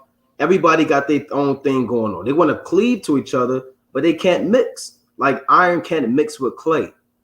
All right, go on. They want to revise this modern day Roman Empire, but it's not going to happen. That's what it's saying. Go on. Verse 44. And in those days of the kings shall the God of heaven set up a kingdom which shall never be done, which shall never be destroyed, and the kingdom shall not be left to other people, but it shall break in pieces and consume all these kingdoms, and it shall stand forever. You see that? So in the days of these kings, in the days of the 10 toes, you're in the days of the 10 horns, right? These are the days that you're living in. You're in the 10 toes, the last kingdoms on the earth, man. And the Lord called this place clay, right? Now clay is weak, is weaker than iron, and is less valuable than iron. So what is the Lord saying about this modern day Edomite kingdoms? Their political dominance and jurisdiction is valued to clay. Why? Because again, everybody has their own prime minister. Everybody has their own president. France has laws separate than England. England has laws separate than Germany. They have their own policies. Everybody has their own thing going on. So there's no true ruler of these Edomite kingdoms in the last days. That's why it's compared to as clay. You know. Now here's your 10 toes. Got a precept. Kind of bring it up. Psalm 69:14. Deliver me out of the mire, and let me not sink. Let me be delivered from them that hate me, out of the deep waters. Right? And in America, they hate us for no reason. And I bring that up because, you brought out, deliver me out of the mire. And, the 10 toes mixed with my iron and miry, you know. That's right. That's right. That's a good precept. All right. That's the miry clay. Our miry clay, you know. Psalms 40:2, he brought me also out of an horrible pit, out of the miry clay. Because you're going to be scattered amongst the miry clay, amongst the 10 toes, and set me upon a rock and established my goings. You see that? So you're in the days of the miry clay. You can get trapped up in it. All right. Now, it's also clay because it shows that the foundation of this statue is weak. That's why the stone came and attacked the 10 toes, because that's the weakest part of these nations. All right, so your 10 toes, again, I gave you the first 10 nations. I gave you Belgium, France, Germany, Italy, Luxembourg, the Netherlands, Spain, Ireland, and the UK and Greece. But you have other countries, right? You can look on your screen: Austria, Belgium, Bulgaria, Croatia. These are your 10 toes. Cyprus, Czechia, Denmark, Estonia, Finland, France, Slovakia, Germany, Greece, Hungary, Ireland, Italy, Latvia, Lithuania, Luxembourg, Malta, Netherlands, Poland, Portugal, Romania, Slovakia, Slovenia, Spain, and Sweden. These are your 10 toes. And these countries are all ancient provinces of the Roman Empire. You can find those same countries with these same names, right? Noricum, Pannonia, Illyricum, Moesia, Thracia, Dacia, the Dalmatians, right? Vandalicia, if I pronounced that correct. Right? These are your modern day names of these 10 toes.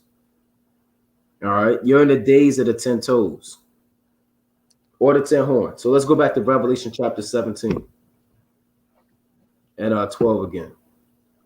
Revelation chapter 17, verse 12. And the 10 horns which thou sawest are 10 kings, which have received no kingdom as yet, but receive power as kings 1 hour with the beast. Right. Now jump down to verse 16. Verse 16. And the 10 horns which thou sawest upon the beast, these shall hate the whore, and shall make her desolate and naked, and shall eat her flesh, and burn her with fire. Because the 10 horns are going to eventually destroy America. All right. They're going to rise up against America and destroy her. Go on. So I just seen this living backing. I just seen a video of a Chinese doctor or something like that. He was a high, person with a man of renown over there, and he said America's gonna burn. He said something along the lines of America's gonna burn. This is recently. Where He is he said we're from? gonna make it. He's a Moabite from the land of China. If I can ever find it, I'll pull it up. Right. So these 10 toes, they're going to be the main antagonists against America. It seems as though that they're allies right now. But what's going to happen is they're going to break off and aim their missiles at America. Because right now, America's getting them jammed up in all types of wars and all types of conflict that they don't want to be involved in. But due to the treaties that they have via NATO, which is the North Atlantic Treaty Organization, these other countries like Belgium and Luxembourg, they're finding themselves in fights that they don't want to be in. Like the Lord said in Sirach, I travel not with a bold fellow, but he would do according to his will. That's how they deal with America. America's that bold friend who always starting fights. Now, you don't want to get into a fight. It's not your problem. But since that's your man's and your friend, you have to hold it down with him. Now, you're going to be mad at him. Like, why'd you start that fight? I'm not always going to be there to have your back. Now, that's what America has been doing to these lesser European countries who they look to for support for decades. But in due time, in due season, they're going to turn against this place, eat her flesh, and burn her with fire. You got it. Verse 16. And the 10 horns which thou sawest upon the beast, these shall hate the whore, and shall make her desolate and naked, and shall eat her flesh and burn her with fire. That's right. Meaning destroy her Right. with missiles. Oh, go ahead. And I didn't bring up Moab to kind of say that they're a part of that, but I'm just basically bringing out an example of how nations, they also hate America too. Right? There's other nations that's going to hate her as well, or Con, have some type of dislike for her. con. Verse 17, for God hath put in their hearts. It's like for God hath put in their hearts to fulfill his will and to agree and give their kingdom unto the beast, unto the words of God shall be fulfilled. Meaning what? America is going to be allies with these countries just for the time period for them to break off from America and destroy them. Right? That's why you have something called NATO. Right? And I have this pulled up too. NATO is the military force behind the European Union. Right? And you have similar countries. Now, this is NATO. All right, which is the North Atlantic Treaty Organization. These countries that you have are Albania, Belgium, Bulgaria, Canada, Croatia, Czech Republic, Denmark, Estonia, France, Germany, Greece, Hungary, Iceland, Italy, all the way down to the United States. Right? The United States is still in this thing, man. Right? But these other countries, they're going to turn against America and leave them on the outside looking in. Eat her flesh and make her naked, meaning expose her and burn her with fire. Right? So America's, they're going to be revealed as the European nation that's been raped, robbed, and murdered, man. Because right now, countries like Luxembourg and Denmark, they're getting blamed for stuff that America does. France and Germany, they taking blows for things that America do. Like you may kind of get jammed up. You're going to take that bid. You're going to kind of take that sentence for your mans. Now you didn't do it, but you holding it down with them. But you're going to take that for them. That's what these countries are doing for America. But you can only do that for so long. You can only hold it down with a brother like that for so long before this brother start. You have to tell this man like, yo, you can't keep doing this, man. I'm not going to keep taking these damn bids for you, man. These 5-year bids, 3-year bids, get it together. So that's how these countries, they're looking at America in Jake terminology today. Now I got to get that precept. I believe that's Sirach the 8th chapter. Travel not with a bold fellow. I think that's 8 and 15. Let's get that real quick. All right, this is Ecclesiasticus chapter 8 and verse 15. Right? Ecclesiastes chapter 8 and 15. Travel not by the way with a bold fellow, lest he become grievous unto thee, for he will do according to his own will, and thou shalt perish with them through his folly. Right? I believe America, they wanted to put missiles at one point in time earlier last year out in European nations and aim them at America. And the other country said, do not bring these missiles over here, man. You're going to get us jammed up by Russia. America said, no, it's okay. We got it. They say, look, I don't think that's a good idea. America say, look, we're going to do it anyway. So they travel with America. Now, the Lord said, don't travel with a bold fellow. Don't travel with a brother who always starting fights. He always getting you jammed up. He can't control his anger. He got a big mouth. And you always going with him. Now, whatever problem he get into, you got to deal with it too. So those other countries, they're sick of that mess, man. They're going to depart from America and kind of destroy her, man. And tell the world that, look, that wasn't me. Iceland is going to say, look, that wasn't me that bombed that hospital. France is going to say, that wasn't me that raped those children. Germany is going to say, that wasn't me that stole your oil. Look, that was America.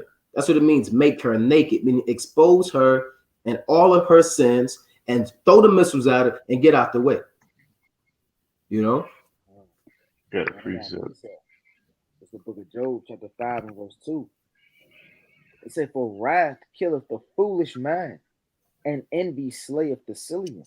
All right, so like the brother going into all that wrath gonna get you destroyed, man. Right? Nobody's invincible in this thing, man. But you got your damn chest poked up. You think you untouchable. Ain't nothing gonna happen to you. You sit a virgin. You say I am, right? And you're gonna be destroyed. I have seen the foolish taking root, but suddenly I curse his habitation. His children are far from safety, and they are cursed in the gate. neither is there any to deliver them. So it's not going to be nobody to deliver America in that day. That's right. Got a precept and a point.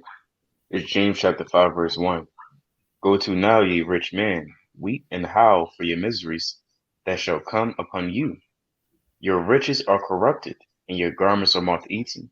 Your gold and silver is cankered, and the rust of them shall be a witness against you, and shall eat your flesh as it were fire. Ye have heaped treasure together for the last days. Right? It's going to come to a point in time, and we won't be surprised when the nations, they say, look, America, he's the one. He actually told us, where to put the gold. We kind of, they're going to point all the fingers at him, basically. And did we go into Brexit? We kind of talked about it. We didn't go too in depth. I got a quick little sentence. This is the government of Netherlands.com or .gov. And it says, what is Brexit? Brexit is the name given to the United Kingdom's departure from the European Union. It is a combination of Britain and exit. All right. So you're going to see more, Lord willing, we'll see more of these type of names given into other parts of the EU that kind of, get themselves away from America. All right. So the prophecy will be fulfilled. And they're going to kind of form their own thing too. And now America, they're going to want to join, but they're going to say, no, look, you can't join this thing because you're always getting us involved in a war and some type of global conflict. I got a quick precept. It's the book of Obadiah, chapter 1 and 7. All right, let's go to Obadiah, chapter 1 and verse 7. And it reads, all the men of thy confederacy have brought thee even to the border. The men that were at peace with thee have deceived thee and prevailed against thee. They that eat thy bread have laid a wound under thee. There is none understanding in him. So the Lord said, all the people of this confederacy, this union that you have, this organization, they're going to turn against you, right? And the people that were with you, they're going to lay a wound under you and snares and traps. So you best believe that these other countries, they're having meetings right now. And America, they're on the outside looking in. Like when you got your friends and they kind of having a meeting and then they don't tell you about it. There's always that one person, look, we don't want to tell him about it. We know how he get. Hey, America, they're that guy now. They're the guy that don't get invited, right? They're that bully that, hey, look, he can't come, right? Because every time he come, all hell break loose. Now, America, they're going to want to get in this thing, but they don't want them involved, right? You got it. America's that guy, you kind of have a conversation with people, and then you kind of come in and start going, what's going on? And everybody just kind of do that. Nothing, man. Nothing. You just chopping it up. And then you're like, what's going on? Change the subject. Yeah. And they kind of see him coming. Like that too, man. You said what? I said you got men like that too. Yeah, people like that, man. And nobody want to be bothered with you. I got free after you, Yardan. This is a quick point too. And Jake they can do all their research upon it as well. But I kind of seen or it's an article who will leave the European Union next. And they're saying more than likely Italy, Poland, and then Denmark will be the next three countries to potentially leave the EU. Right? And as they, leave and depart, more than likely, like the scriptures say, they're gonna kind of join hand in hand. Take down America, point blame at America. And this is from Mr. Farage, the Brexit party leader. You want me to send you a link?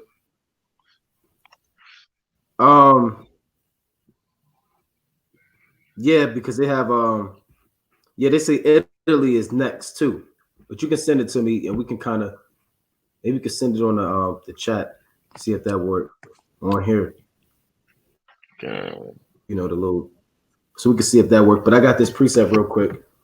This is the book of Habakkuk, chapter 2 and verse, let's see, 7.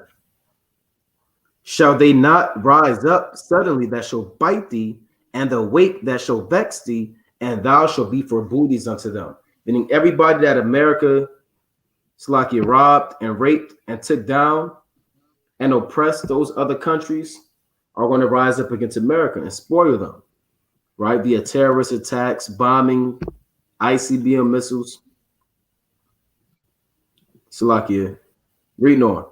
Because thou hast spoiled many nations, all the remnant of people shall spoil thee, because of men's blood, and for the violence of the land, of the city, and of all that dwell therein. Right? So they spoiled many countries. Everybody going to spoil them. You know? Oh, So we can, brother, that's something else. That's I'm going to try to pull in this the comment chat. off the con. Bear with me. Let me try to get clear up this screen. Hey, so, and I want to, while you getting that, I want to bring this out one more time. For those who don't know, according to Brexit party leader Nigel Farage, Brexit will have a massive impact on the EU. Mr. Farage predicting the bloc will collapse within 10 years, or the EU will pretty much collapse in 10 years. And Esau doesn't know anything. That's just his guess. I don't know. Come on, bear with me. And you sent that link? God.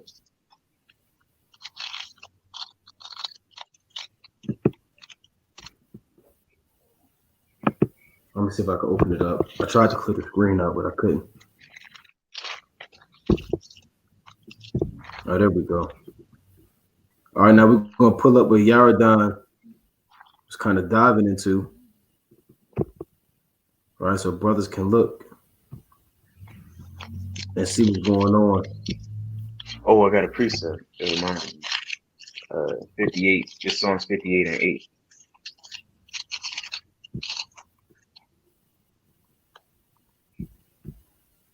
Let me see. No, 58 and 6. Break their teeth, O God, in their mouth. Break out the great teeth of the young lions, O Lord. All right. That's David praying to the Heavenly Father that he destroys the military might of America. That's right. What kind is it? All right, can you see it? Gun.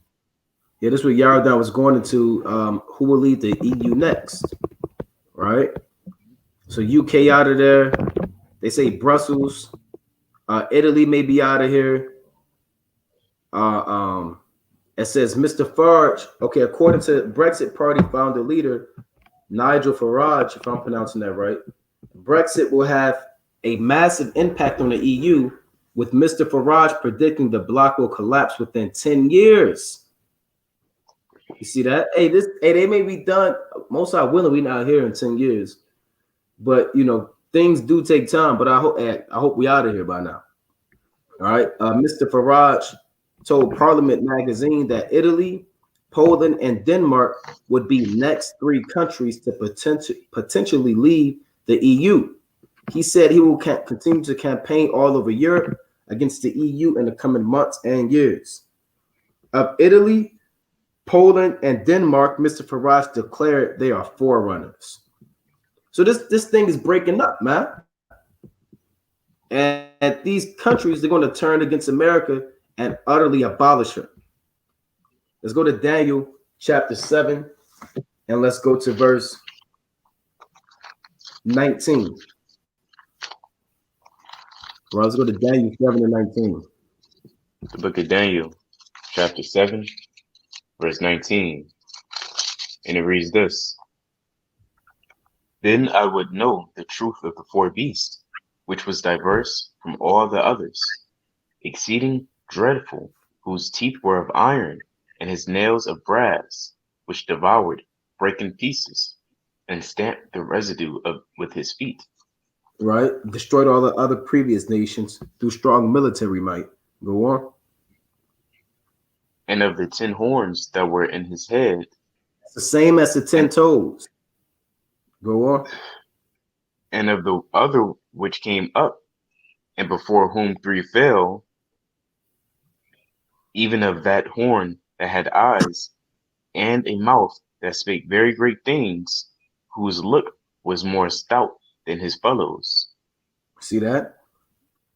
That's speaking about the European Union, right? In modern day terms. But in the ancient times, you had these same nations, right? And America's that little horn that came out of Europe. That came out of the 10 horns and took down 3 of the horns. And they took down Spain and the Spanish-American War, took down France and the French and Indian War, also annexed to the Louisiana Purchase, and they took down Britain and the Revolutionary War and the War of 1812. That's what Daniel chapter 7 and 20 is talking about. The other which came up, which is America, and before whom 3 fell. They took down France, Spain, and England respectively. Even if that horn that had eyes and a mouth that spake very great things, whose look was more stout than his fellows, because they're the most proud country out of all these other European countries. Go ahead, you got it. That's why they like to boast in the we always see it in the military. Like when we was in DC, they had them super duper loud, unnecessarily loud turbo Super 5000 jets, and it sounded like locusts. It sounded like he was about to blast off the Jupiter. You know, it sounded like it was a damn bomb. Yeah. And what's the reason? Just to show off, they pretty much flexing. They flex on everybody. They put it on CNN. Look at America. Just look at it. And that's the pride of Esau. You know? It was flexing on the children of Israel, man. You know, we was out there kind of mighty, man. And I'm sure we was waking people up out of their sleep, man. People would sleep, they was kind of far. They said, what the hell is going on? They came downstairs with their pajamas and saw a bunch of niggers out there, man. And Hispanics and wetbacks making a commotion, making ruckus, boasting themselves to be somebody.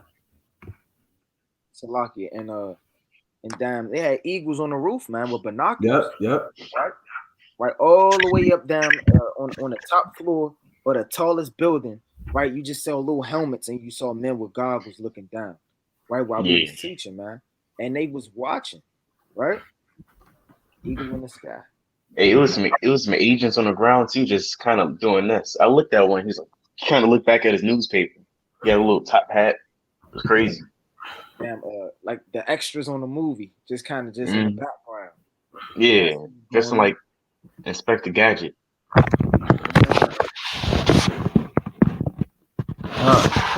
All right, so let's read that again. Bible Shot in Daniel chapter 7. Daniel chapter 7, verse 20.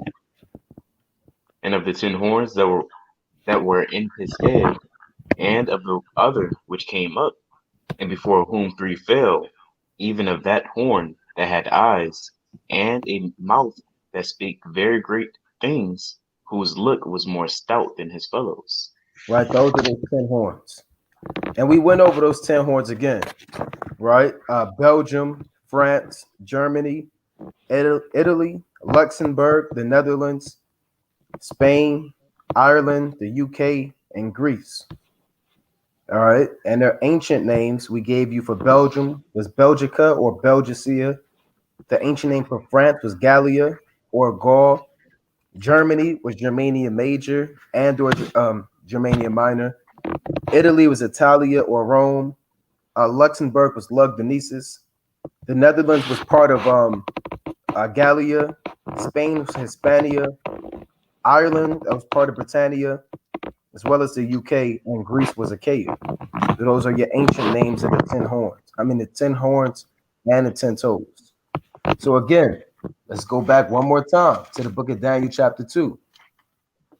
All right, one more time. So now, brothers, understand, you should have a clear understanding of Daniel's 2nd chapter. All right, you should have a clear understanding of the head of gold, the silver and chest of brass, the thigh of silver, the thigh and belly of brass, the legs of iron, and the 10 toes of miry clay. All right, let's go back to Daniel chapter 2, and let's read verse 40 one more time. Daniel chapter 2, verse 40. And the 4th kingdom shall be strong as iron, for as much as iron breaketh in pieces, and subdueth all things. And as iron that breaketh all these, shall it break in pieces and bruise. And whereas thou sawest the feet and toes, part of potter's clay, and part of iron, the kingdom shall be divided. For there shall be in it of the strength of the iron, for as much as thou sawest the iron mixed with the miry clay. Right, that's the EU and America. These are the days you living in, right? And again, these metals have value, and clay isn't even a metal. Clay is pretty much worthless. All right, clay is not significant. Now, it's referred to as clay because of the amount of division that this kingdom has. And we went into that on another level on a previous lesson.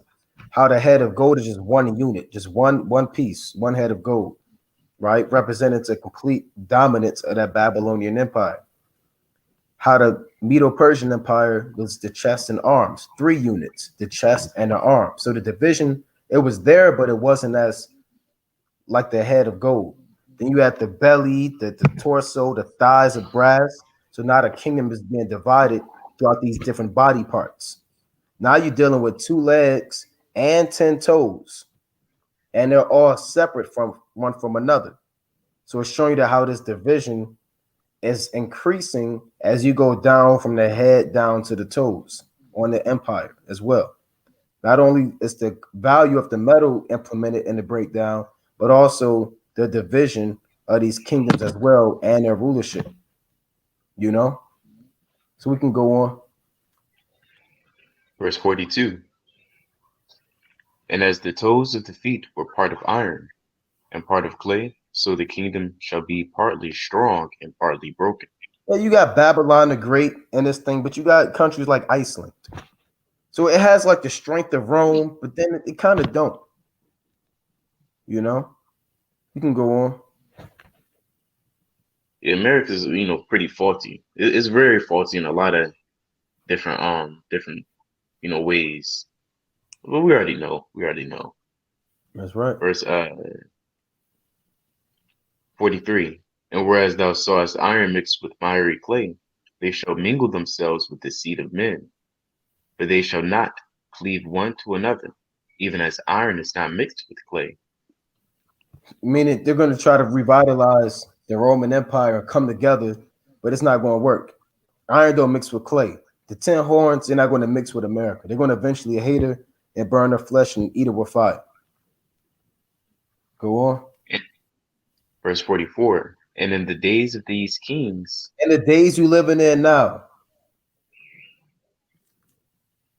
shall the God of heaven set up a kingdom which shall never be destroyed, and the kingdom shall not be. That's us. Let's go to Luke 17 and 20. In the days you living in now, the Most High is setting up a kingdom which shall never be destroyed. And that's speaking about the nation of Israel. All right, the elect. We're a kingdom. Luke chapter 17, verse 20. And when he was demanded of the Pharisees what the kingdom of God should come, he answered them and said, the kingdom of God cometh not with observation. Neither shall they say, lo here or lo there, for behold, the kingdom of God is within you. See that? The kingdom is within us, meaning we don't have to wait for it. These Jehovah Witnesses who say that the kingdom of heaven is going to literally fall out the sky. You know, it's within us, meaning we have to apply pressure on ourselves to repent, to build the nation, to fast, to pray, to teach, exhort, lay down lively stones, labor, do the work to build up the kingdom that's within our spirit. You know? That precept, right, touching on what the brother bringing out, that we the kingdom. It's the book of Matthew, chapter 11, and verse 12. And from the days of John the Baptist until now, the kingdom of heaven suffered violence. That's not talking about all hell breaking loose in the third heaven, right? Damn angels fighting one another. Everybody got swords in their hand.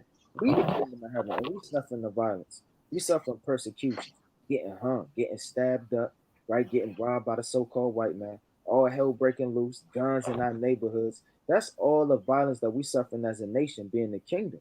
It said from the days of John the Baptist until now, the kingdom of heaven suffered violence, and the violent take it up by force. Who takes things by force? The so-called white man, man. He invades lands, he steals gold, natural resources. So we the king. That's right. This another precept, this First Chronicles chapter 28 and 5. And of all my sons, for the Lord hath given me many sons. This is David speaking.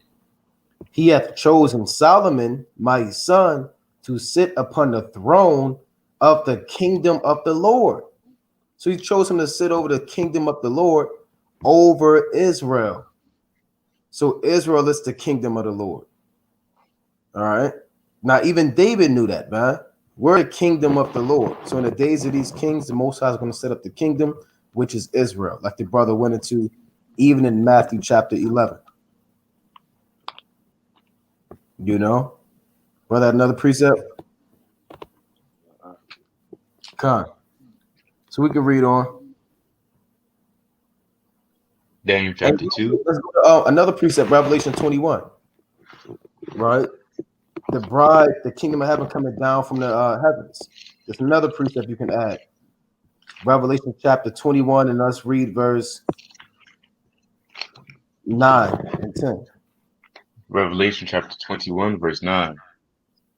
And there came unto me, it's like Revelation 21, verse 9, and there came unto me one of the seven angels, which had 7 vials full of the 7 last plagues, and talked with me, saying, Come hither, I will shew thee the bride, the Lamb's wife.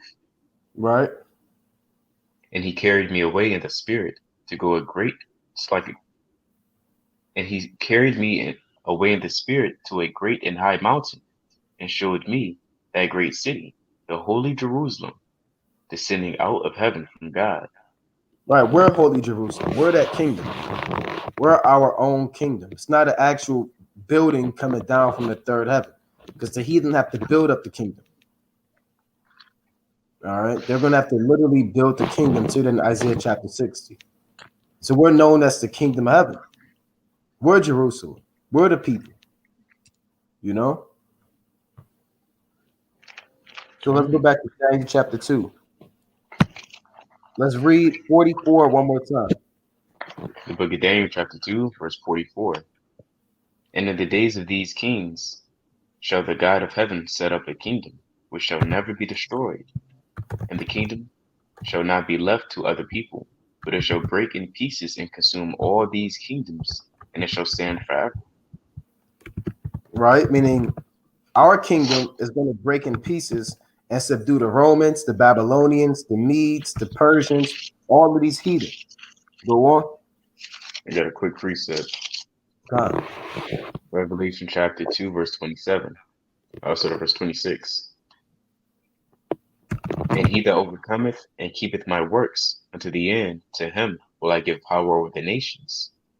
And he shall rule them with a rod of iron, as vessels of a potter shall they be broken to shivers, even as I received of my Father. That's right. That's right. Meaning we're literally going to do that. We're going to literally have a rod of iron and literally break bones, break skulls, femurs, rip out organs. And the Lord said that we're going to dance in the blood of the wicked, man. So when the Lord said we're going to break in pieces these kingdoms, hey, look, that's not a parable. That's literal. You're going to literally break them like you break a pot. Arm going to be over there, teeth going to be over there. Piece of a damn Edomite skull might get stuck to your garment. You got to kind of rip it off and keep it going, man. Yeah. All right. We're going to play Operation with them. Huh. Well. Huh. Yeah, if Jake, you know what I mean? We're going to pick them apart. Yeah, pick them apart. There you go. We're not going to be doing surgery, right, brothers? We're not going to kind of take the Edomites and do surgery on them and make sure they're all right. Like Yaradon said, we're going to pick them apart, man. And it's not going to be no consequence. You know? So we can go on. Verse 45. For as much as thou sawest that the stone was cut out of the mountain without hands, and that it brake in pieces the iron, the brass, the clay, the silver, and the gold, the great God hath made known to the king what shall come to pass hereafter. And the dream is certain, and the interpretation thereof is sure. So I mean, who's that stone? Yahweh Shai. How do Old Testament Israelites break down Daniel the second chapter with this stone? How do they do that? Who's that? David? They're gonna say it's Israel. This stone is Yahweh Shai. He's cut. Slakia. The stone was cut out of the mountain without hands. When he coming from the spirit world, man. Right? He's not going to be raised up out of the earth through manual labor and through a man and woman. He's coming from the third heaven. He's cut out without hands. And he's coming to attack this. I'm going to pull the image up again to attack the 10 toes. Because in Revelation chapter 17 and 14, it tells you that those same 10 horns are going to make war against the Lamb. So Yahweh Shah is coming to destroy those 10 horns. And by default, every other kingdom is going to fall like dominoes because it's 10 horns. They rule the earth right now. I got a precept on that, man. Like the brother said, man, you got to break these things down with the precepts. You can't be winging it, man. Everything is not David in the scriptures. They want to drag David into every prophecy, drag David into every precept, man. Right? It's the book of 1 Corinthians chapter 10 and verse 4. And did all drink the same spiritual drink, for they drink of that spiritual rock that followed them, and that rock was Yahushua. Straight like that, man. Told you what the rock was. Told you who the chief cornerstone was, man. Right through the precepts. You have to link these things up to get to understand. That's right. Let's go to Psalms chapter 118 and 22. Yahweh Shai is always referred to as that cornerstone. Psalm chapter 118, verse 22. The stone which the builders refused is become the head stone. It's like a headstone of the corner. Go on. This is the Lord's doing. It is marvelous in our eyes. Right, so the stone is Yahweh Shai. The builders are the leaders of Israel, who are supposed to take that stone and take Yahweh Shai and use him as the foundation to build up us as a whole. But they refuse Yahweh Shai. Well, simply because they refuse Yahweh Shai, that doesn't mean that Yahweh Shai is not going to be used. You're going to have wise builders who's going to take that same stone and say, look, this stone that y'all reject, we're going to use that stone and use it to build the nation of Israel. Right? So that stone is Hamashiach Wamalak Yahweh Shai, the righteous, man, who's the foundation of this spiritual temple and a cornerstone that we're building. The cornerstone in architecture and construction is the very first stone that you lay when you begin to build a project or lay down stones. You got a precept. Come. John 15. Yeah, I'll get to the point. 15:1. I am the true vine, and my Father is the husbandman. Every branch in me that beareth not fruit, he taketh away. And every branch that bringeth fruit, it's like that beareth fruit, he purgeth it, that it may bring forth more fruit. Now ye are clean through the words which I have spoken unto you. Abide in me, and I in you, as the branch cannot bear fruit of itself, except it abide in a vine. No more can ye except ye abide in me. I am the vine, ye are my branches. He that abideth in me, and I in him, the same bringeth forth much fruit. For without me, ye can do nothing. Right? And the Pharisees and Sadducees, they tried to do things, establish things, tried to claim that they was of the Lord, but it was to no avail. They were men thinking that they were something, but they were nothing. Right? Because it was prideful, haughty, a long list. But more importantly, they didn't believe in Yahweh Shai. They didn't consider him to be the true stone. Therefore, everything that they had, it failed. So if you don't believe in Yahweh Shai, then you can't bring forth any fruit. You're not gonna make it, right? Straight like that. You're not gonna make it, man. It's the book of Zechariah, chapter 3 and verse 8.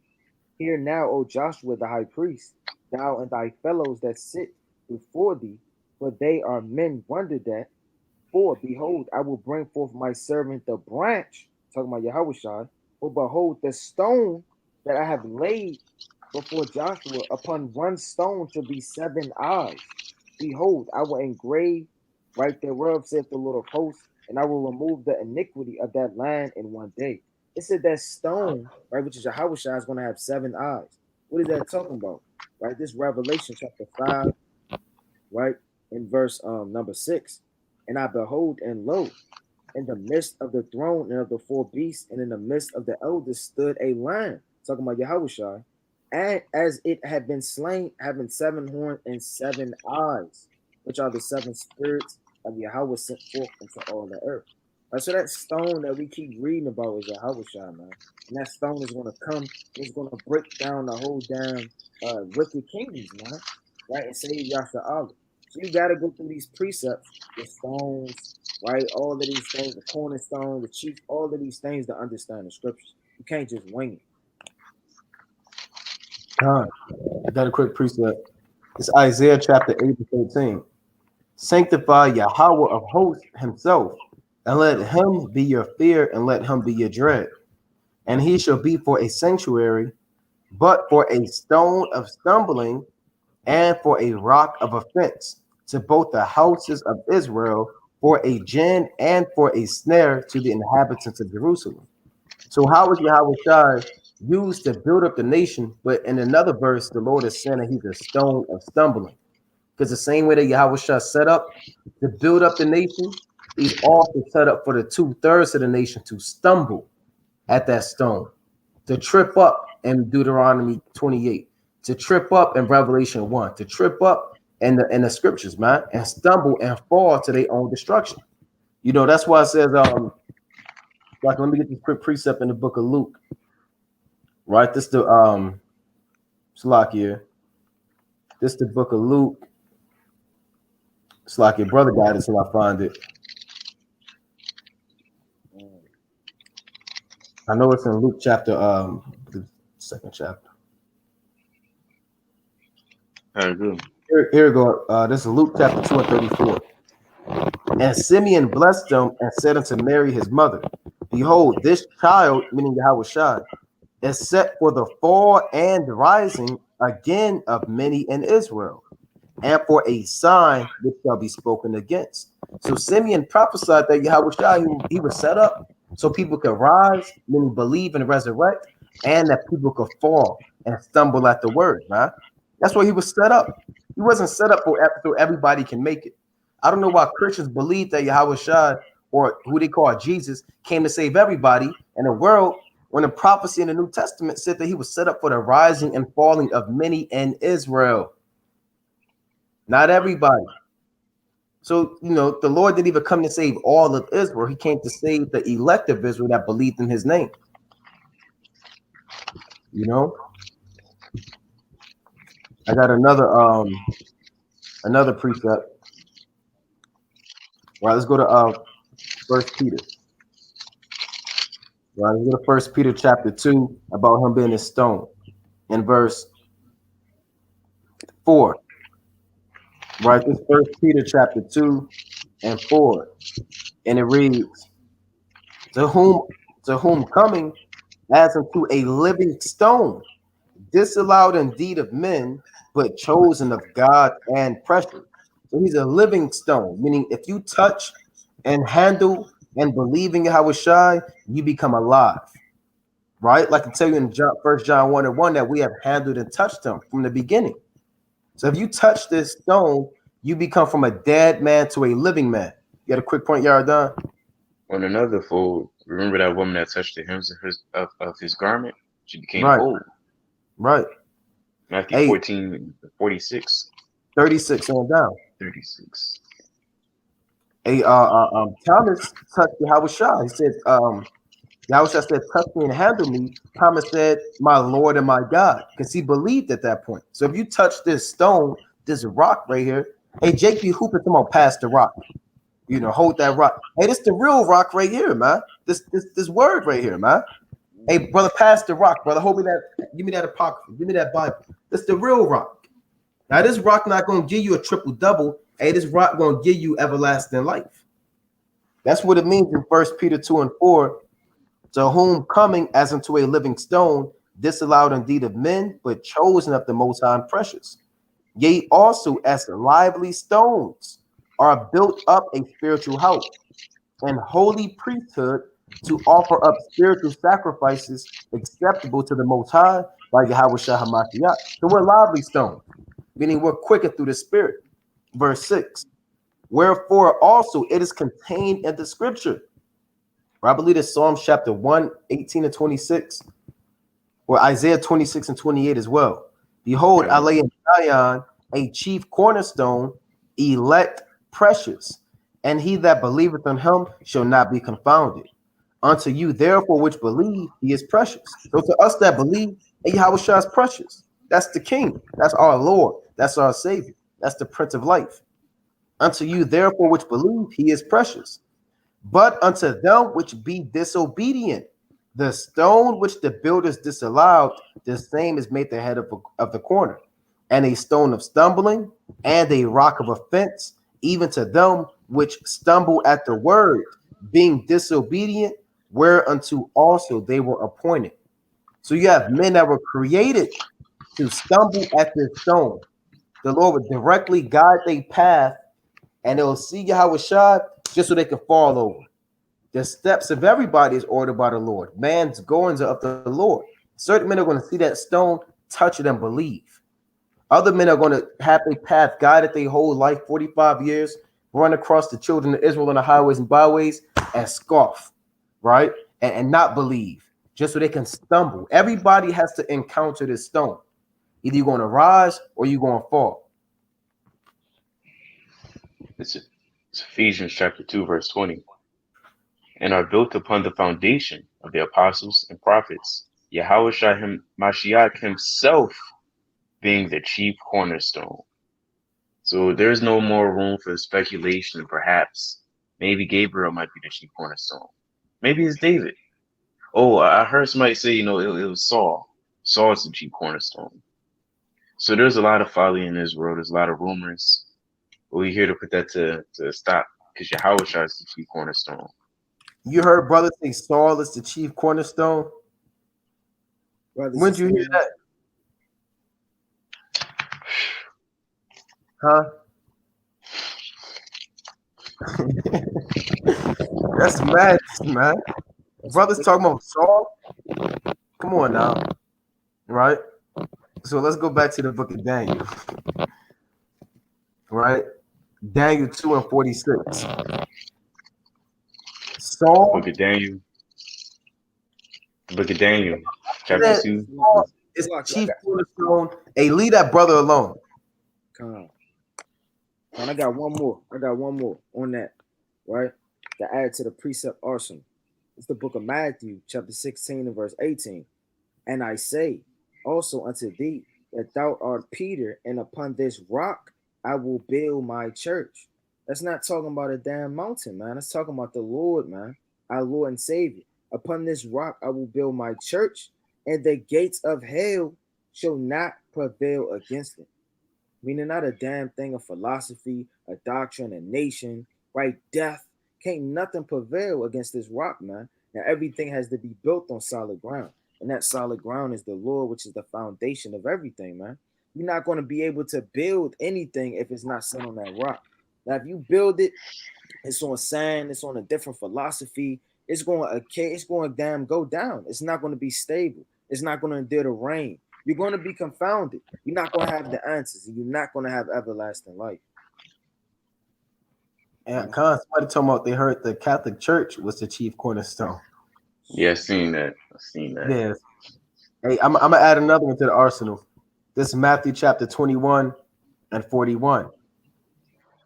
They said unto him, he will miserably destroy those wicked men, and will let out his vineyard unto other husbandmen, which shall render him their fruits in their seasons. Yahweh Shah saith unto them, did they never read the scriptures? So that means brothers, that means you got to read the Old Testament. Pull that one, brother, so you don't have to read the Old Testament. Yahweh Shah say, what, you ain't read the Old Testament? the scriptures are the Old Testament, because there was no book of Mark that Yahweh was making reference to. There was no John at the time, no book of Acts, no book of Luke and Philemon. He said, read the Old Testament. I'm gonna start pulling that one. Right? Yahweh said unto him, did ye never read the scriptures? The stone which the builders rejected, the same is become the head of the corner. This is Yahweh Bashim Yahweh's doings, and it is marvelous in our eyes. Therefore say I unto you, the kingdom of God shall be taken from you and given to a nation bringing forth the fruit thereof. And meaning it's going to be given to us, the Gentiles. And whosoever shall fall on this stone shall be broken, but on whomsoever it shall fall, it will grind him to powder. I mean, if you come up against, you can't win with Yahweh, right? If you come up against it, you're going to be destroyed, man. Yahweh will grind you to powder. So Yahweh is not a nice guy, man. When you grind somebody to powder, that's physical, just pulverizing pain, man. So the Lord, your Jesus that you believe in, he said that he's going to blow you to smithereens, man. You know, that's what they say. Come, right? And whoever don't believe in the Lord and Savior gonna get put to death, man. Right? I don't give a damn how you feel. I don't give a damn if you don't understand it, man. The scriptures already prophesied that it would be a stumbling block, man. Right? So we not gonna stop talking about our Lord and Savior, man. He the King of Kings, man. You got this scoffer. We got a scoffer in here named Real Judah. Said, why are you waiting? You said what? I said that ain't real Judah. Yeah, you can't be no. Come on, brother. Come on now, and that's not a brother. If you don't believe in Yahweh Shai, hey, guess what? Look, let me go to man. Let me get this precept real quick in 2 John. Right? You know, this 2 John verse 10, I believe. If there come any unto you and bring not this doctrine, receive from not unto your house, now that bid him Godspeed. For he that biddeth him Godspeed is partaker of his evil deeds. So if you saluting brothers, that's an Old Testament Israelite, and you kicking it at his house, or that's just the op. We got differences in doctrine. If a brother don't believe in Yahweh Shai, we're not dealing with him, man. I'm not opening my mouth to no brother who don't believe in Yahweh Shai. I mean, if you kind of fell out and you were Old Testament, I'll tell you some words. I'll open my mouth, but it's not going to be some nice words if you don't believe in Hamashiach Yahweh Shai. You know? Yeah, they said take Judah off your name. You got to lose that. You got to take Judah off your name, man. Yeah, those fighting words. Hey, these brothers, they're going to run that name off of you. The Lord going to do it, man. The Lord going to say, give me that name. The Lord going to pat your pockets. Kind of snatch it off his, snatch that name off like that one movie, ATL. That's right. That's right. With T.I. Right. Yeah. You see that? So let's read on to Daniel chapter 2. Dang.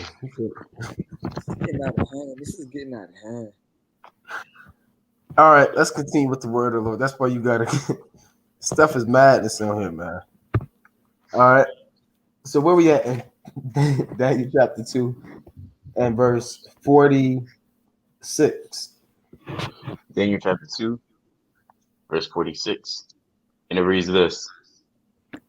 Then the king Nebuchadnezzar fell upon his face and worshipped Daniel and commanded that they should offer an oblation and sweet odors unto him. They tried to make Daniel a god. So they don't know what's going on. All right. They started worshiping Daniel. So their mind is bad, man. All right. Daniel just said the Most High gave me this dream and he wanted to worship Daniel. Well, that's how these heathen are, man. He just said the Most High told me this. And he says, no, you told me this. I'm going to offer unto you, Daniel. Right? Go on. The king answered Daniel and said, of a truth it is that your God is the God of gods and a Lord of kings and a revealer of secrets, seeing thou couldst reveal this secret. And he offered to man. Go on. Then the king made Daniel a great man and gave him many great gifts, and made him ruler over the whole province of Babylon and chief of the governors over all the wise men of Babylon. Right. So, And Slacky, that brothers, you can use that too when brothers try to say Cornelius is an Edomite, because he was a centurion. Well, Daniel, he was a Babylonian. He was a Babylonian governor. Now, does that mean he was a Cushite or a Chaldean? It says he was a Babylonian governor, right? But you had brothers that was in high positions in heathen kingdoms, man. Mhm. You had a Persian bodyguard by the name of Zerubbabel. He was one of the immortals. You had a centurion. You have Jake that are. You had damn Pharaoh. Joseph was damn near the Pharaoh. You know, pretty much. So you always have brothers in high positions of authority. Who is the queen of Persia? An Israelite woman, man. So don't get tripped up when you see these heathen titles given to men, and you automatically think that these men are people outside of the 12 tribes. You got to yard down. there's like I believe Tobit's cousin was a cupbearer, you know. Yep. And This these things happen. Huh? yeah. I got a precept. It's Genesis Yeah. chapter 41, and I'm gonna start it on. Get straight to the point, right? Verse 40. Thou shalt be over my house, according unto thy word. Shall all my people be ruled? Only in the throne will I be greater than thou. So he told him straight up and down, look, out of everybody in the whole kingdom, right, you're gonna be damn the top one, and I'm gonna just be over you. And he was over all of them, man. All Egyptians, he was over, right? And if you seen him, man, hey man, you would have been shocked, man. That's how much authority he had. So these men, like we going over, they had positions of authority in the scriptures, and the Lord set them up for that, man. Quick point. This This Daniel Daniel. 6 and 2. And over these three presidents, of whom Daniel was first, that the princes might give account unto them, that the king should have no damage. So Daniel, he's the first black president, man. So if they said the president is coming into town, for so-called black, that Daniel was coming into town, they'll be like, well, I mean, the president of Babylon is coming into town. They might have thought it was a Chaldean. They would have saw a Jew with a bit woolly fro and a woolly beard. You see that?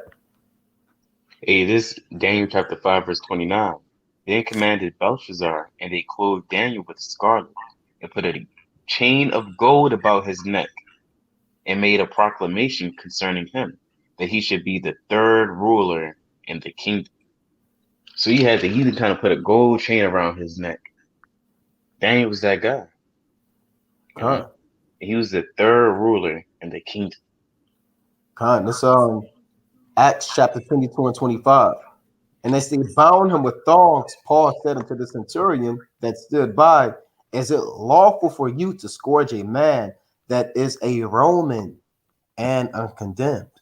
So Paul was a Roman. If they said we got this Roman coming to you, if somebody would have told you that in the year 2020, a Roman is going to come out and seal the elect, a Roman is back on the earth and he's sealing the elect right now, Jake is going to bug out. No, the white man can't make it. No, brother, not every damn Roman is a so-called white man. Right? This is a Jake. You have a Roman in the, I know Jake getting offended. You have a Roman on the earth and he's on fire. The Romans are on fire right now. A lot of you Romans are over you Jakes, man. You know? Well, you got Greeks over Jakes right now too. You got Greeks. It's a Greek man waking up Israel.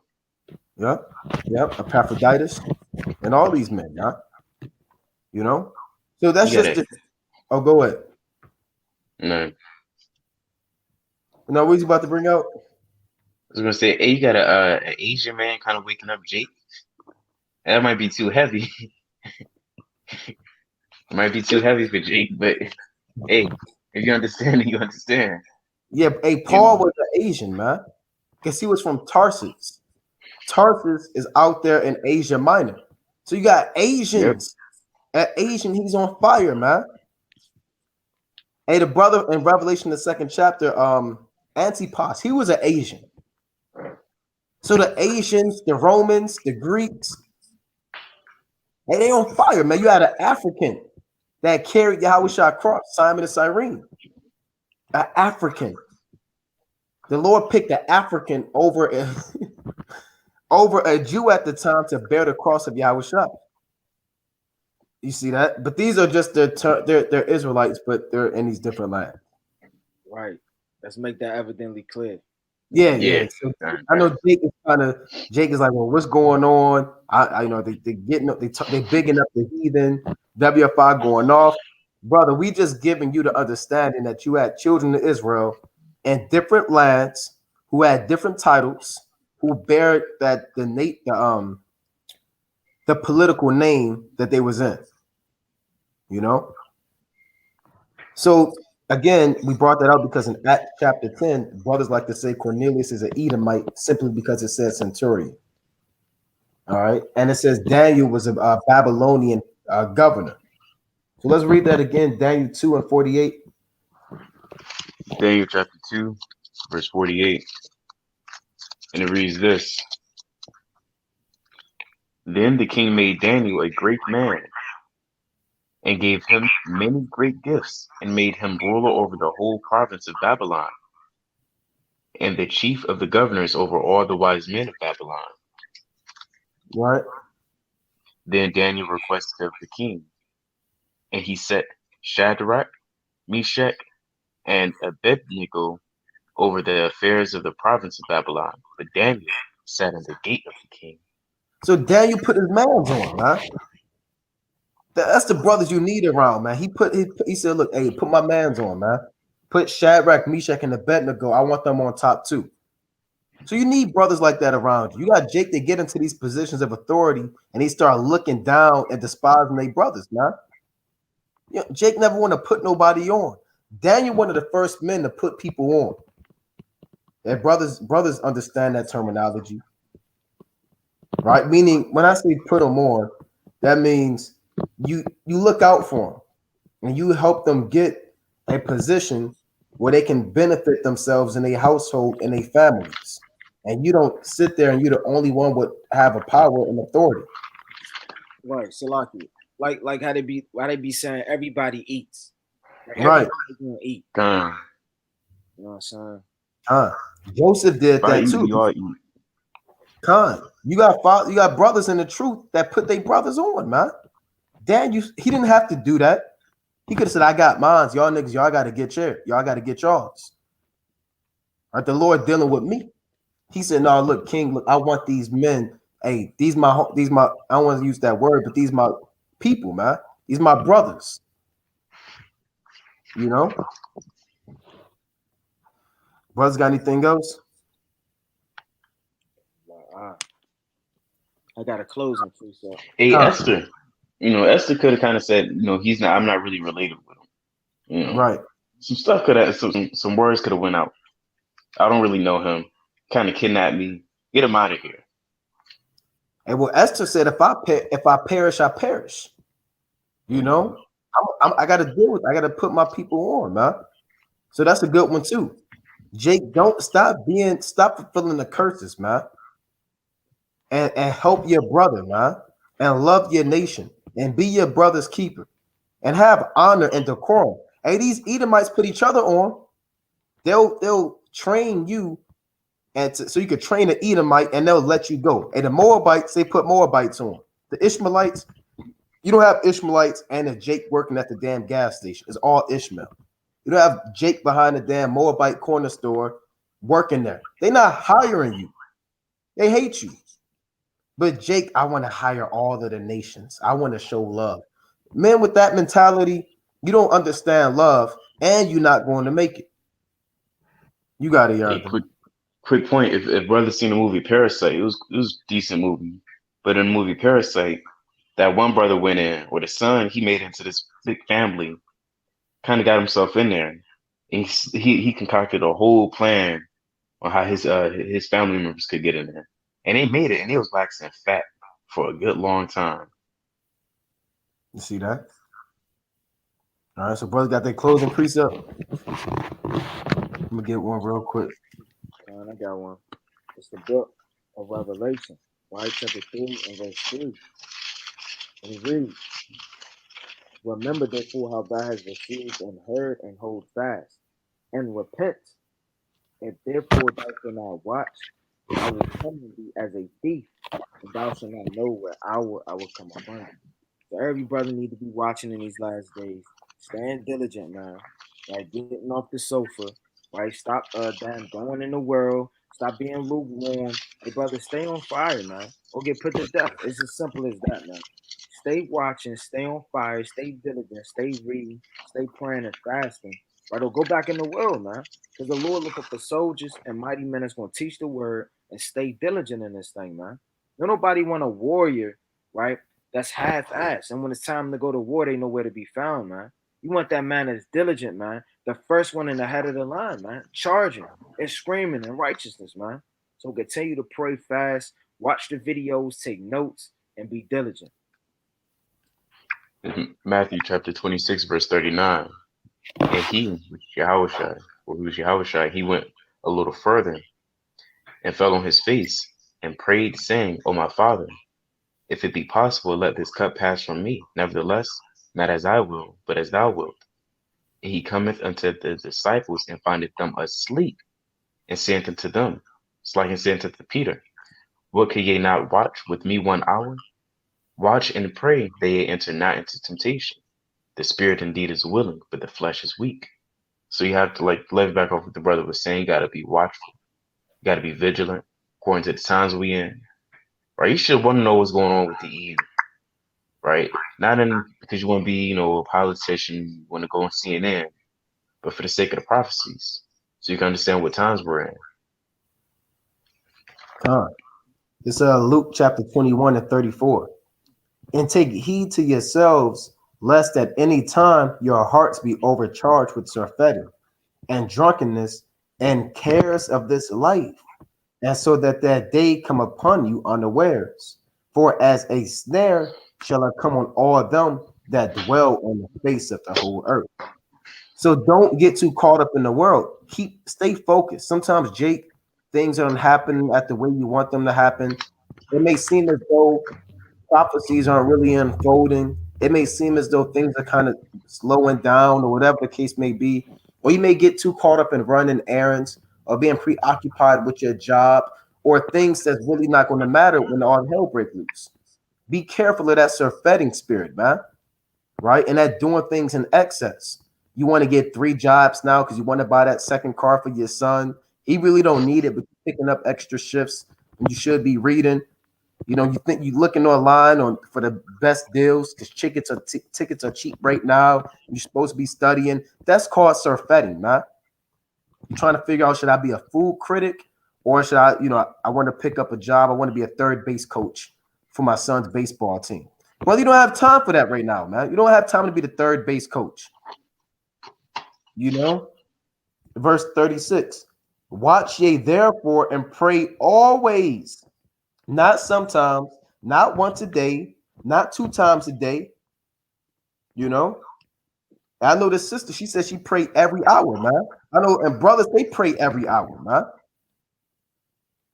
7 times a day. Psalms chapter 119 and 164. Watch ye therefore and pray always, that ye may be accounted worthy to escape all these things that shall come to pass and stand before the Son of Man. So that's another thing to pray for, that you are counted worthy to escape all the destruction and see how it's shot. So pray for mercy too. We're going to begin to take questions too. Brothers can call in. For brothers that do have questions, I believe I posted a wrong number 2 weeks ago. Right, but here's the number to call in: 213-603-9096. Right, and the PIN number is 94809-305. Again, that PIN number is 94809-305, and the number to call in is 213-603-9096. Right, but with that, brother Naquam, Brother Ryan. Brother, you're done. Kwam Yasha Allah, Shalom.